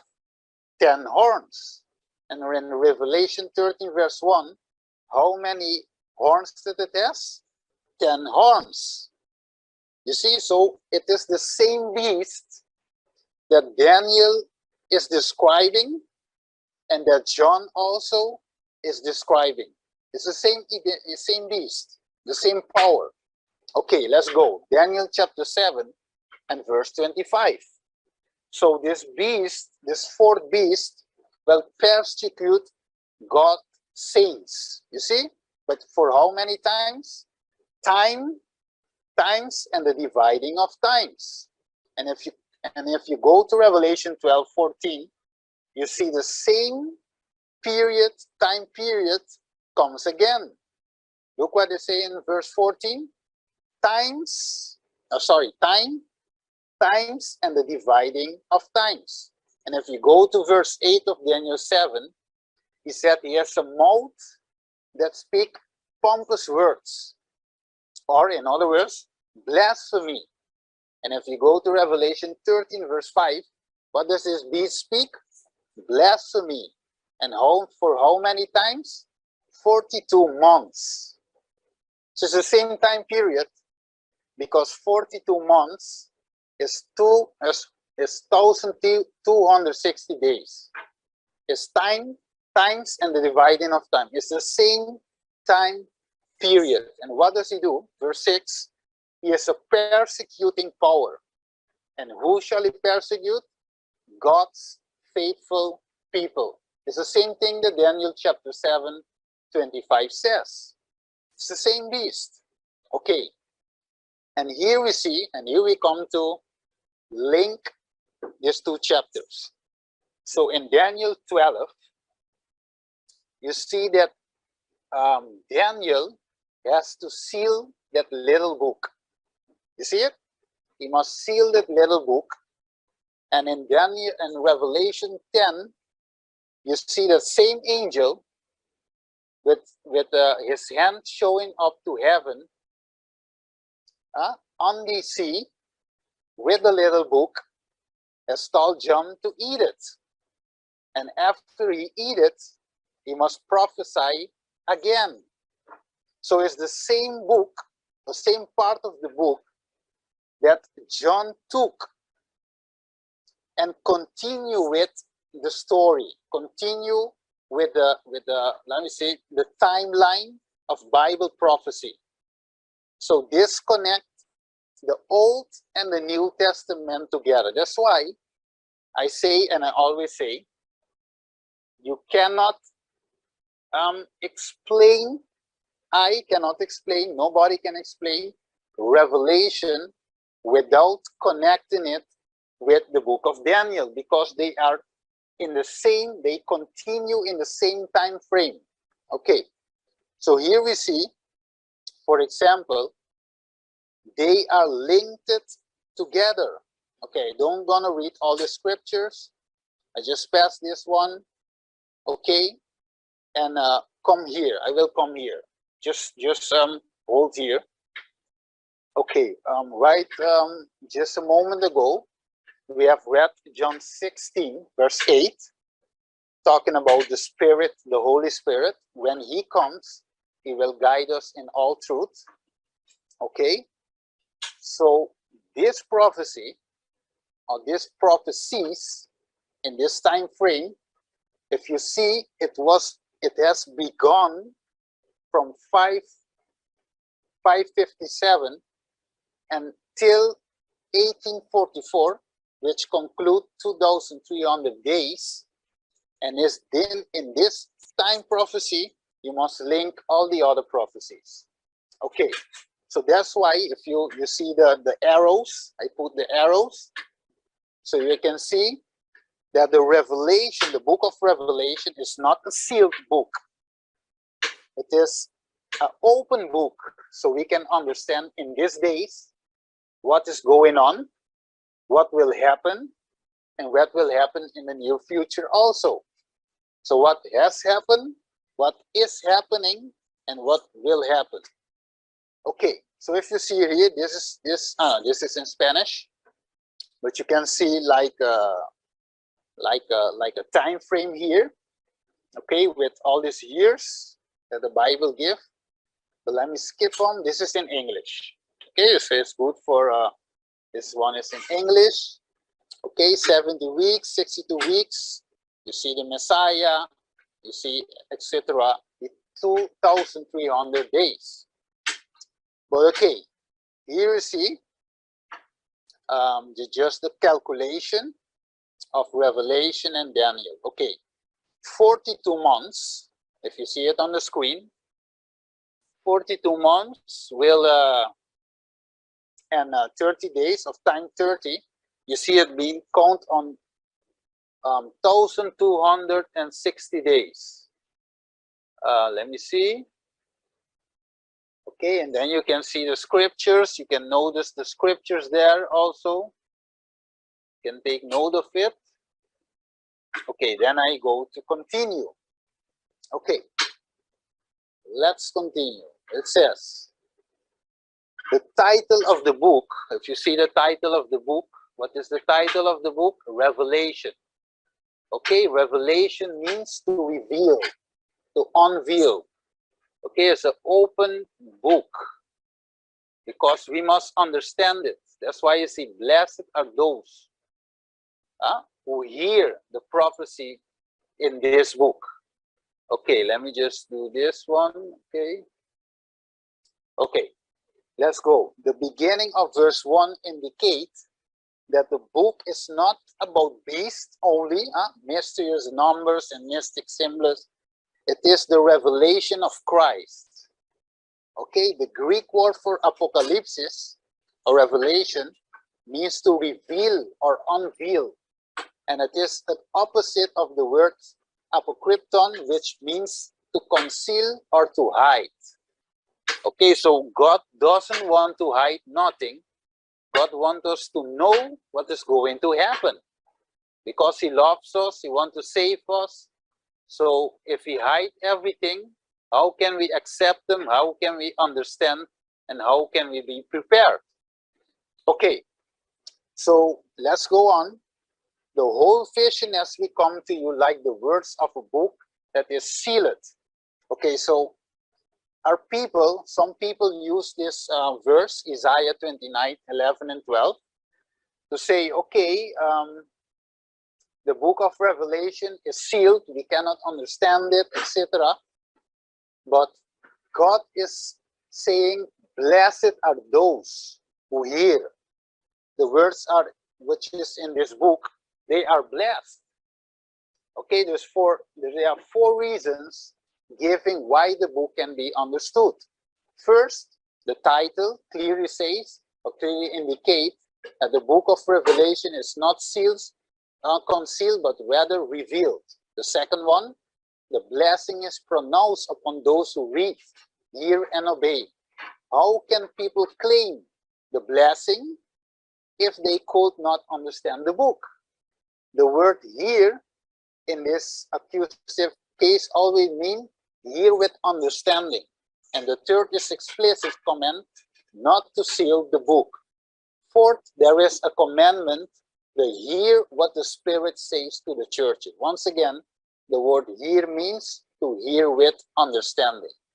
Okay, so if you see here the 7 churches, okay, which we can see here, the 7 churches is, let me say, there was actually, in the time of John, more than 7 churches. Actually, more than 7. But remember, in prophecy, you can look up from Genesis chapter 1, 2, and 4. You will see always 7 comes, 7 seals, 7 trumpets, 7 spirits. What more? 7 days. 7 times they must walk.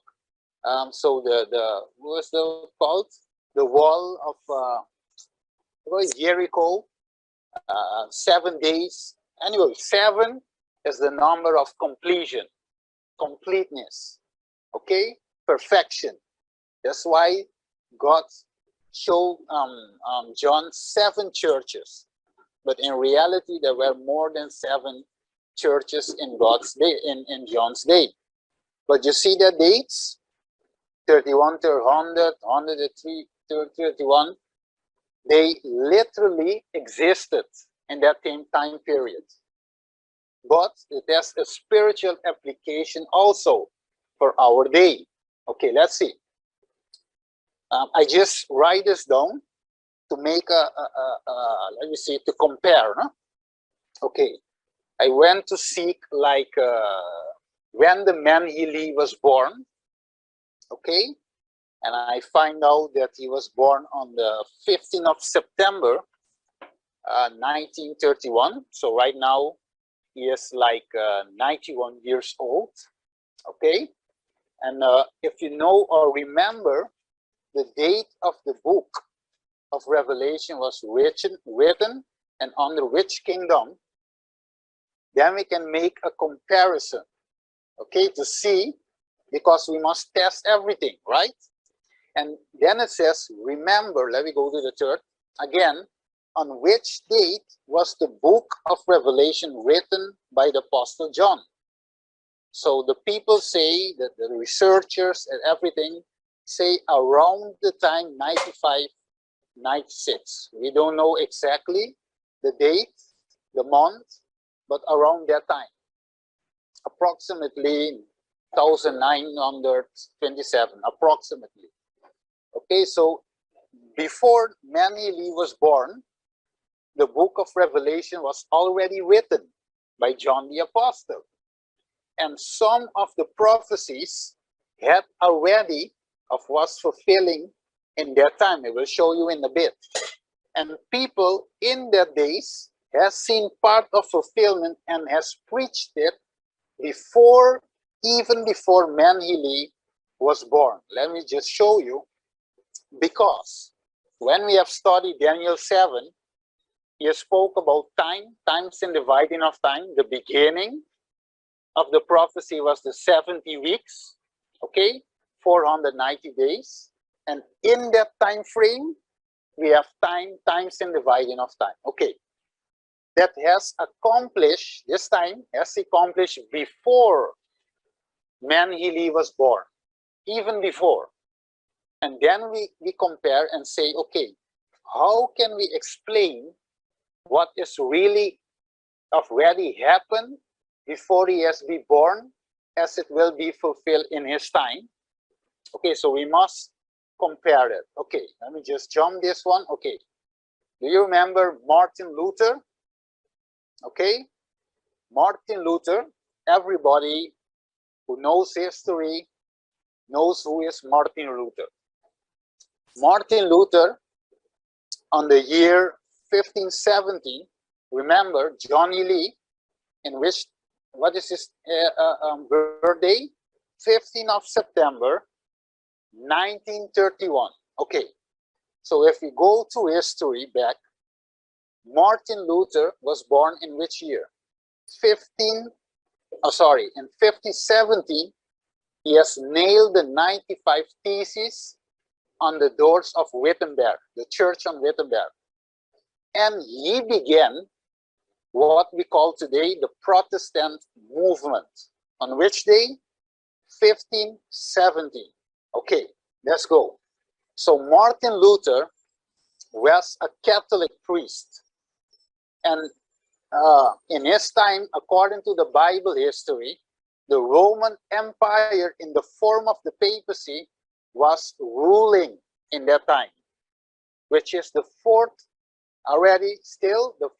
kingdom according to Daniel and John.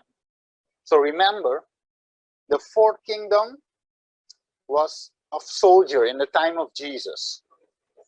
But the fourth kingdom is the longest kingdom in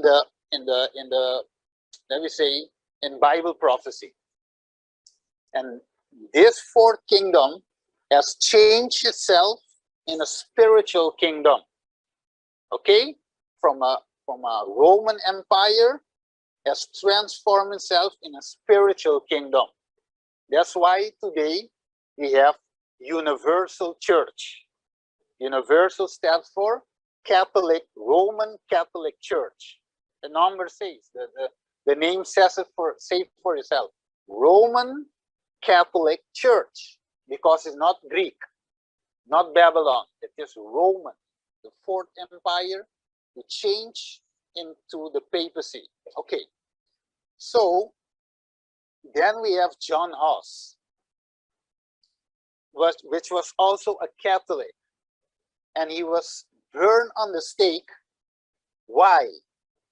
Because he was telling the papacy and his allies in that time that he or they, for example, are teaching heresy, that their teaching of the Catholic Church is not according to scriptures.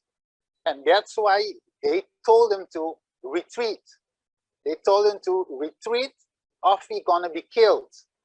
And he said, okay, I'd rather be killed, but I don't, I rather believe the Bible than this man-made traditions.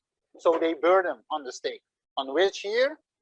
1415. Remember, the Catholic Church, also with Martin Luther, 1517, 1415, and look the date when John Manley is born, 1931. So years after this has happened with Martin Luther and John Huss, John Manley was not even born. Okay, so the Manley say he went to the 7 literal churches in his time. He saw them, he witnessed them in his time. And he knew them because he witnessed them all. Okay, so we go to the second point then. I just testing the spirit, okay? So it says then, John wrote the book. So the actual John the Apostle, wrote the book of Revelation, but he was on the island of Patmos. But today we have the New Testament with the book of Revelation in our hands. You see? So the book of Revelation was written years ago. Okay? So John Huss and Martin Luther also were reading the book of Revelation. Okay. In other words, the book of Revelation was already sent, literally. So that's why we have it today. It was already sent literally to the 7 churches before man-Hili was born. Remember, Revelation chapter 1, if we go there, okay, it's already on the screen. Revelation 1 verse 9. Remember the Roman Empire, the one who persecute God faithful people? See what John says. Revelation 1:9. I, John, who also am your brother, okay, speaking to his brother in Christ, and companion in tribulation and in the kingdom and patience of Jesus Christ, was in the island that is called Patmos for the word of God and for the testimony of Jesus Christ. Okay, so here we see John speaking to his brother or brothers. He sent the letter to the church. Remember, they saw John, because many of us know the history that they tried to kill John. They could not kill him, and that's why they throw him on the island of Patmos. That's why John wrote about his introduction of the book of Revelation was an introduction speaking to his brothers, okay, that also are in the same tribulation of him. Because remember, the Roman Empire were persecuting all those who are standing up for truth. Okay, John was really on the island of Patmos. This was not fake. This was real. He was really the one who was writing everything in that book. What he hears, what he saw, he wrote them down. And he introduced himself to the brethren who also was facing persecution in that time in the reign of the fourth kingdom, Roman Empire. That's why Jesus said to John, send this to the 7 churches in Asia. Okay, Asia. So the book is of divine origin as indicated by the expression which God gave. So here we can see the recipients of the message are identified as his servants. This made clear that the message of the book was not given to the world at the first place, at the large, but rather to God's own people. Daniel 12 verse 10, compared with chapter 24 of Matthew verse 6. It goes without saying, thereafter God's people assimilate the message they are to share with the world. So the purpose of the book is clearly stated. It was given so that God's people would know what must soon take place. A divine promise is given to those who read and obey the book mass. Okay, so some people may say to me, okay, Stephen, but in Revelation, John is singular, one people of one being. Okay, so let's confirm it. Here you can see, I don't go to all this. You see 35 times John saw, John beheld, he looked, he saw, there appear, I hear, behold, come and see. Okay, I just skipped that, and here you see a diagram of, I just tried to make an illustration of Revelation chapter 1, verse 1 to verse 3. Then you see the Father, God the Father, sent it to Jesus, Jesus to the Spirit, to the angel. Okay, the angel sent it to John, and John to the 7 churches, the 7 churches of Asia. And in these 7 churches, they are people gathering. So they must receive the message that God gave to John, written. Okay, let's go here. So here we see the order. God gave the message to Jesus. Okay, Jesus gave the message to the Holy Spirit. The Holy Spirit gave the message to the angel. This is another study. I go deep on this study right now. The angel gave the message to John. And John wrote the message in a book and sent it to the 7 churches. The churches were then supposed to share the content of the message to the world. Here you see. So John anticipates the public reading of the book he now addressed to the 7 churches in Asia. Verse 4. In the presence of the assembled members of each congregation, you see the verses, Colossians 4:16, 1 Thessalonians 5:27. This Christian practice reflects the Jewish custom of reading the law and the prophets in the synagogue every Sabbath. You can see, read all these verses. I don't read them right now. So that was his custom in that day to one people, one man in the church, let's call it a pastor, read the lecture of the law and read it for the people.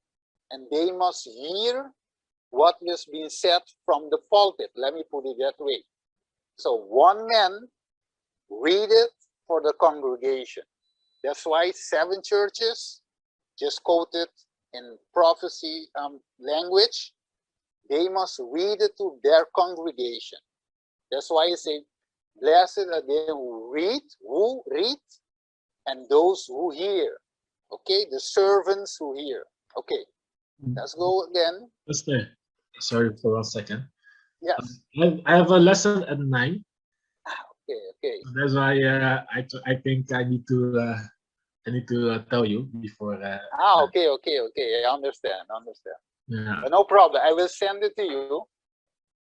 Yeah, you can send it if you want. Yes, we'll send it to you. Then the next time that you may finish.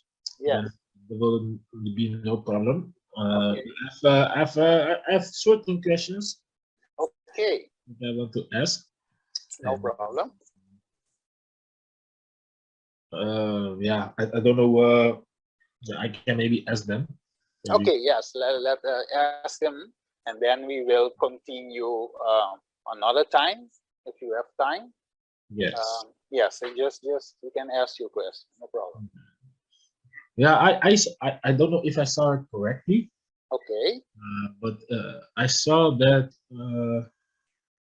the God gave it to Jesus, and Jesus gave it to the Holy Spirit. Yeah, there is it. Gave it to the angel. But the Bible says different. Okay. So that makes me a little bit. It's a little bit tricky. Okay. Maybe Yeah. you explain for the next. Yes. That's why. If I don't know if you remember me saying. Yeah. This one, the third point here that I just said right now. This is another study. I don't go. I just mention it, but then I keep going to point 4 because it mentioned the 7 spirits, etc. But I don't want to go in because it's going to be another study. There's no problem. I will explain it to you in details why I just wrote Holy Spirit. Because when you see here, you see the angel, okay? And from the angel to John. But then you see, I put a symbol, you know, okay? But in another study, I will explain it in details why I just wrote Holy Spirit. Is there a verse that explain like that? Because I think you use Revelation 1:1-3. Yes, correct. No, in the Revelation, it doesn't say Holy Spirit. It say angel. Okay. Yes. So I know the question will be, I don't read the Holy Spirit. That's why I say also, this will be another study. Okay. That's why. But it is interesting. I will come back. Maybe if God allow, I will come back to this to explain it. But let's put right now angel. Let's just forget the Holy Spirit and put angel there. And next time we will see why I have wrote that there. Okay. Yeah, there were a lot of questions, but Yeah, I heard you say that the beast is the kingdom, right? Yes, correct. The kingdom, and yeah, the Bible explains different. Okay, Mm, so that makes it quite difficult for me to understand. okay, okay. Mm, because if I see the Bible, uh, if you go to Psalm 49, maybe you can read the scripture, what the Bible is saying, and maybe you can then give your explanation about it. Because if it is the kingdom, just people of the world, uh, yeah, I really want to. I don't mind. I can read it. But No, it's I can, Psalm. I can, I can, I can read. I'm certain for it. Okay, Psalm 49. no problem. Psalm 14:9. Okay. Ja, 49, sorry. Ah, Psalm 49. Okay. Yeah. If you read 12 and also 20. Okay. 49, 12, and 20. Okay. Nevertheless, man taught in honor does not remain. He is like a beast that perish. This is the way of those who are foolish. No, no, no, And only 12, only 12. okay, okay, okay. So it It's says like a that, beast that perish. yeah, so a man is like a beast that perished, but 20 explain also. Okay. A man who is in honor yet does not understand is like a beast that perish. Okay. So a man who does not understand is like a beast that perished. Okay. Jeremiah 31 verse 27 explained that there will be two types of seed being planted, meaning to say the seed of man and the seed of beast. So there are two kinds of seed in the same field, meaning to say in the field of Jesus Christ where the believers are. So it's talking about the believers, those who are born of the seed of God and those who are born of the seed of the devil in the field of Jesus. So that's why for me it is quite difficult to understand about kingdom. So meaning to say nations, nations, which is does not make any sense with the word of God itself, because they are the believers in the field. Those who are not in the field don't have a seed. They are unbelievers because they don't believe, because the seed represents the word. So for me to make the connection to understand makes it quite difficult. Okay. So the beast then, your according to their understanding, is people. Yeah, according to the scripture, if I read Psalm 49, verse 12 and 20, explain that it is someone without understanding of the word of God. So that is a beast. Okay. But since Jeremiah also explains there are two types of seed, man and beast. So yeah, are believers or born with the seed of God or born with the seed of the devil, but they are believers. I understand. For example, if you in that to just answer that, in the same book of Daniel, he says in Daniel chapter 4. In Daniel chapter 4, you has Nebuchadnezzar, the king of Babylon. What was given to him? A heart of a beast. Yeah. Okay, so he went according to Daniel told him, he will not lose his kingdom, but he will turn into a beast and live among the beasts. And then he went 7 years into the let me see, living with the beast and so, and then he came back. He got a mind of a man. So he had the heart of a beast and then a mind of a man. But that is another part, because if you remember, I quote Daniel chapter 2, which says clearly, for example, 40, that the fourth kingdom, it says in 2:40, the fourth kingdom shall be strong as iron. And then in the same, I didn't put it in the presentation, but Daniel 2 and Daniel 7, speaking about the same kingdoms, But in Daniel 2, it uses the, let me say, for example, the, I don't know if I have it here. In Daniel 2, you will see it use the statue. The statue in this one, I know. yes. But in Daniel chapter 7, it's playing the same statue, but in form of beast. Vision of the four beasts. So a kingdom, according to Daniel and Revelation, is a symbol, also use the symbol of beast. And also you can check it in Daniel 8, it speak about the ram and the goat. Okay, so the beast is also a kingdom. A heart of a beast, that is another thing. Because Daniel 5, or 4, sorry, explained that also, heart of a beast and the mind of a man afterwards.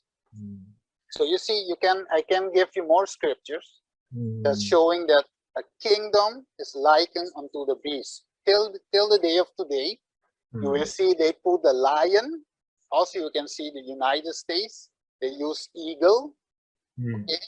So a beast represents a character of that nation. So if you study, for example, history, you will get the king of Greece, which is Alexander the Great. Ik snap waar je vandaan komt. Gaat een beetje dieper natuurlijk, maar I think maybe next time that we can go through it. Yes, no problem. Ik vind het fascinerend dat je het zo in elkaar hebt gezet. And then maybe next time we can go more in depth. Yes, no problem. I think it's a good idea. Yes. Because this one, I do it a little bit quick because I know that you have to go. I didn't know that you had the presentation. If you told me, then I will give you the time to really explain what you wanted to explain. Yes, that's why I went a little bit quick to his slides, because I know you have to go, but no problem. For me, it's no problem. Next time I will give you you may share, and then yes, no problem. Thank you very much, and I really appreciate that you make time. Yes. I don't know if you have more time. Maybe we can meet and gather again. No problem. We will check. Like I check with Joseph. And we will synchronize and see which time we can all be together, like today. And then we continue and we study more in depth. Like I always said, we are students in the class of Jesus. So I don't pretend to know everything. I don't say I know everything. Every day, again, I learn from Jesus. And I know that you two also love Jesus and want to be with him. I also say, for me, it's good. If we come together again, I say as a youth, okay, we can study the Bible. No problem. Yes. Then, I will wait for Josette, and then we will meet very soon. Yes. Enjoy your night. Thank you. Yes, same to you. I glad to see you again. Good. Take care. Take care. Yes. Take care of yourself, and then we will see each other soon. Okay. Bye bye. Yes. Bye. Yes, have a good night. Bye bye. We'll see.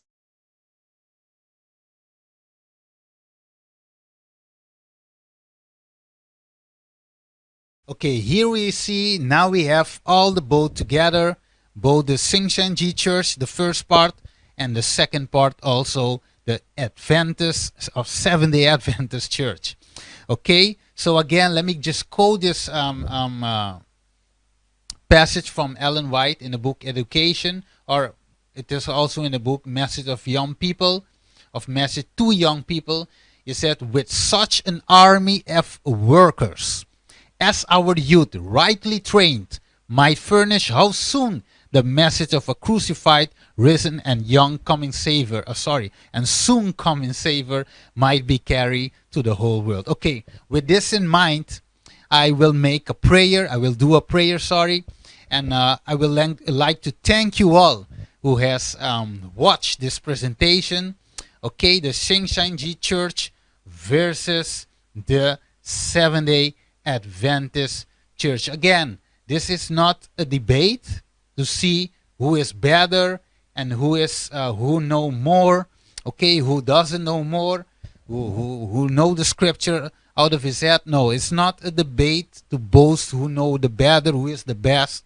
No, it's just a debate, or let me not just not call it a debate, but an interchange. Okay, so we can know. This is what the motivation, the reason why I just record this meeting, this Zoom meeting, is because I want to send a message to all our young people in the faith. My message to you is study your Bible diligently. Okay, you have to study the Bible. Know the truth for yourself. Not just come to church and sit there and listen, just listen, but study the word for yourself. Like the Bible says, sanctify them by the truth. Thy word is the truth. So the message is, as young people, we have to know scripture, because how can we defend the Bible faith if we don't know what we believe?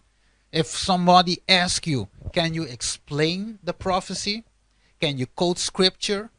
Can you go and when somebody said, okay, Jesus is not God, can you quote from the Bible and show, for example, Isaiah 9 verse 6, Isaiah 40 verse 3, of John chapter 1, okay, of John chapter 40 also, 14, okay, to show that Jesus is God, for example, just to give an example. Okay, so that's why what I want is to share this message to all my Seventh-day Adventist young people outside there. Study your Bible. Study to show thyself approved, like Paul said to Timothy. Okay, so right now we're going to close in a word of prayer. Let me just say this.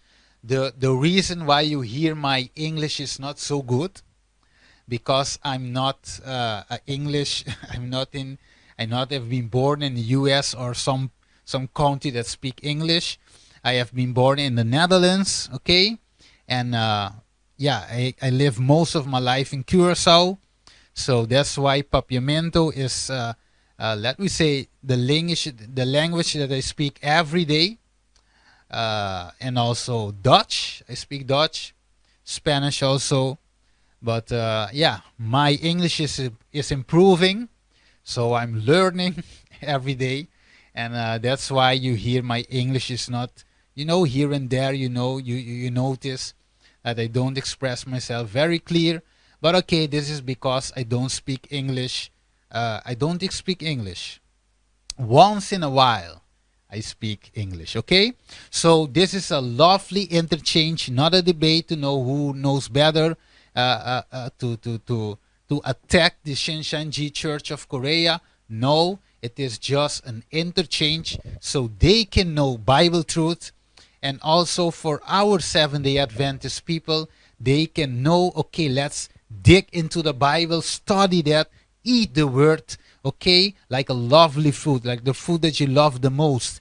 Okay, study it, okay, know it for yourself, and then you will know how to defend Bible truth. Okay, may God bless you. Let's do a word of prayer. Father God, for in heaven, today we come before to you as youth, okay, as young people. We come before you. I will bring every young people before your throne of grace, oh Father God, and to pour upon them all your Holy Spirit, the power of your Holy Spirit. So today, you know my heart that it was not recorded to see before, to see like I know better. No, you know my heart, God. The reason why I record this Zoom meeting is to show my brothers in Christ that we must study the Bible for ourselves. You know, I'm not a pastor. I'm not a graduate, somebody who have studied in one of these high universities. So I just a student of Jesus, and I want to know more every day. That's why, Father God, I ask you to pour upon all these young people of our church a special gift, a special blessing, the Holy Spirit. Thank you, Jesus. Thank you for everything that you done for us and for everybody. And also, I present before you Joseph and also Romeo from the Shincheonji church and every people in that denomination, that you may give them also the truth so they can hear it, accept it before it is too late. Thank you.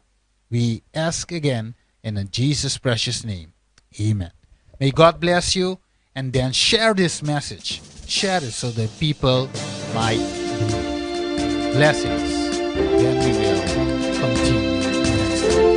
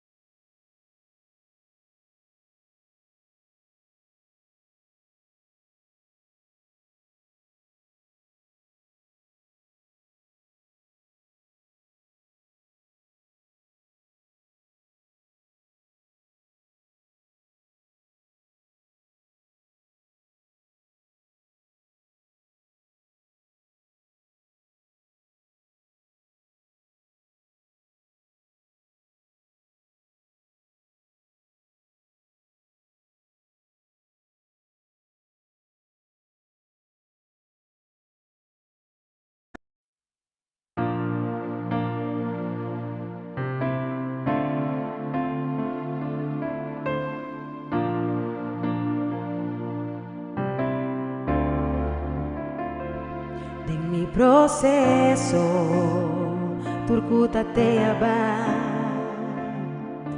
Ten mi desesperación es nankuta te aui Ma pensa kulo mi queda mi so y kuturko sa kaba y kulota mi final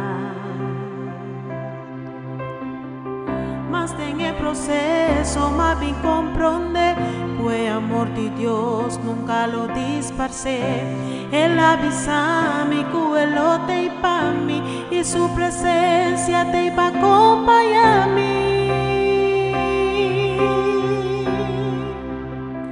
Mi por falta turcos menos sé presencia di Dios, tu rende por bailar kami, menos Espíritu Santo, não por kita turcos, pero algo que jamás não logra, das trova-me de adorar e glorificar.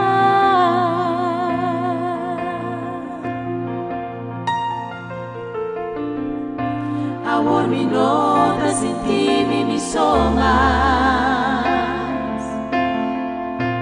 Su amor también acompaño en el día. Mas en el proceso más bien comprender. Fue amor de Dios, nunca lo disparcé.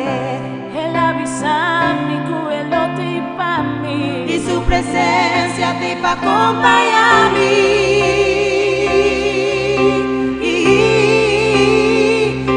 Por falta turcos, menos presencia de Dios, tu rende por bailar kami, menos Espíritu Santo, no por quita turcos, pero algo que jamás no por lograr, las trova-me y adorar y glorificar. Promesa tá de ter e comitê na fim, de seu amor no minuto.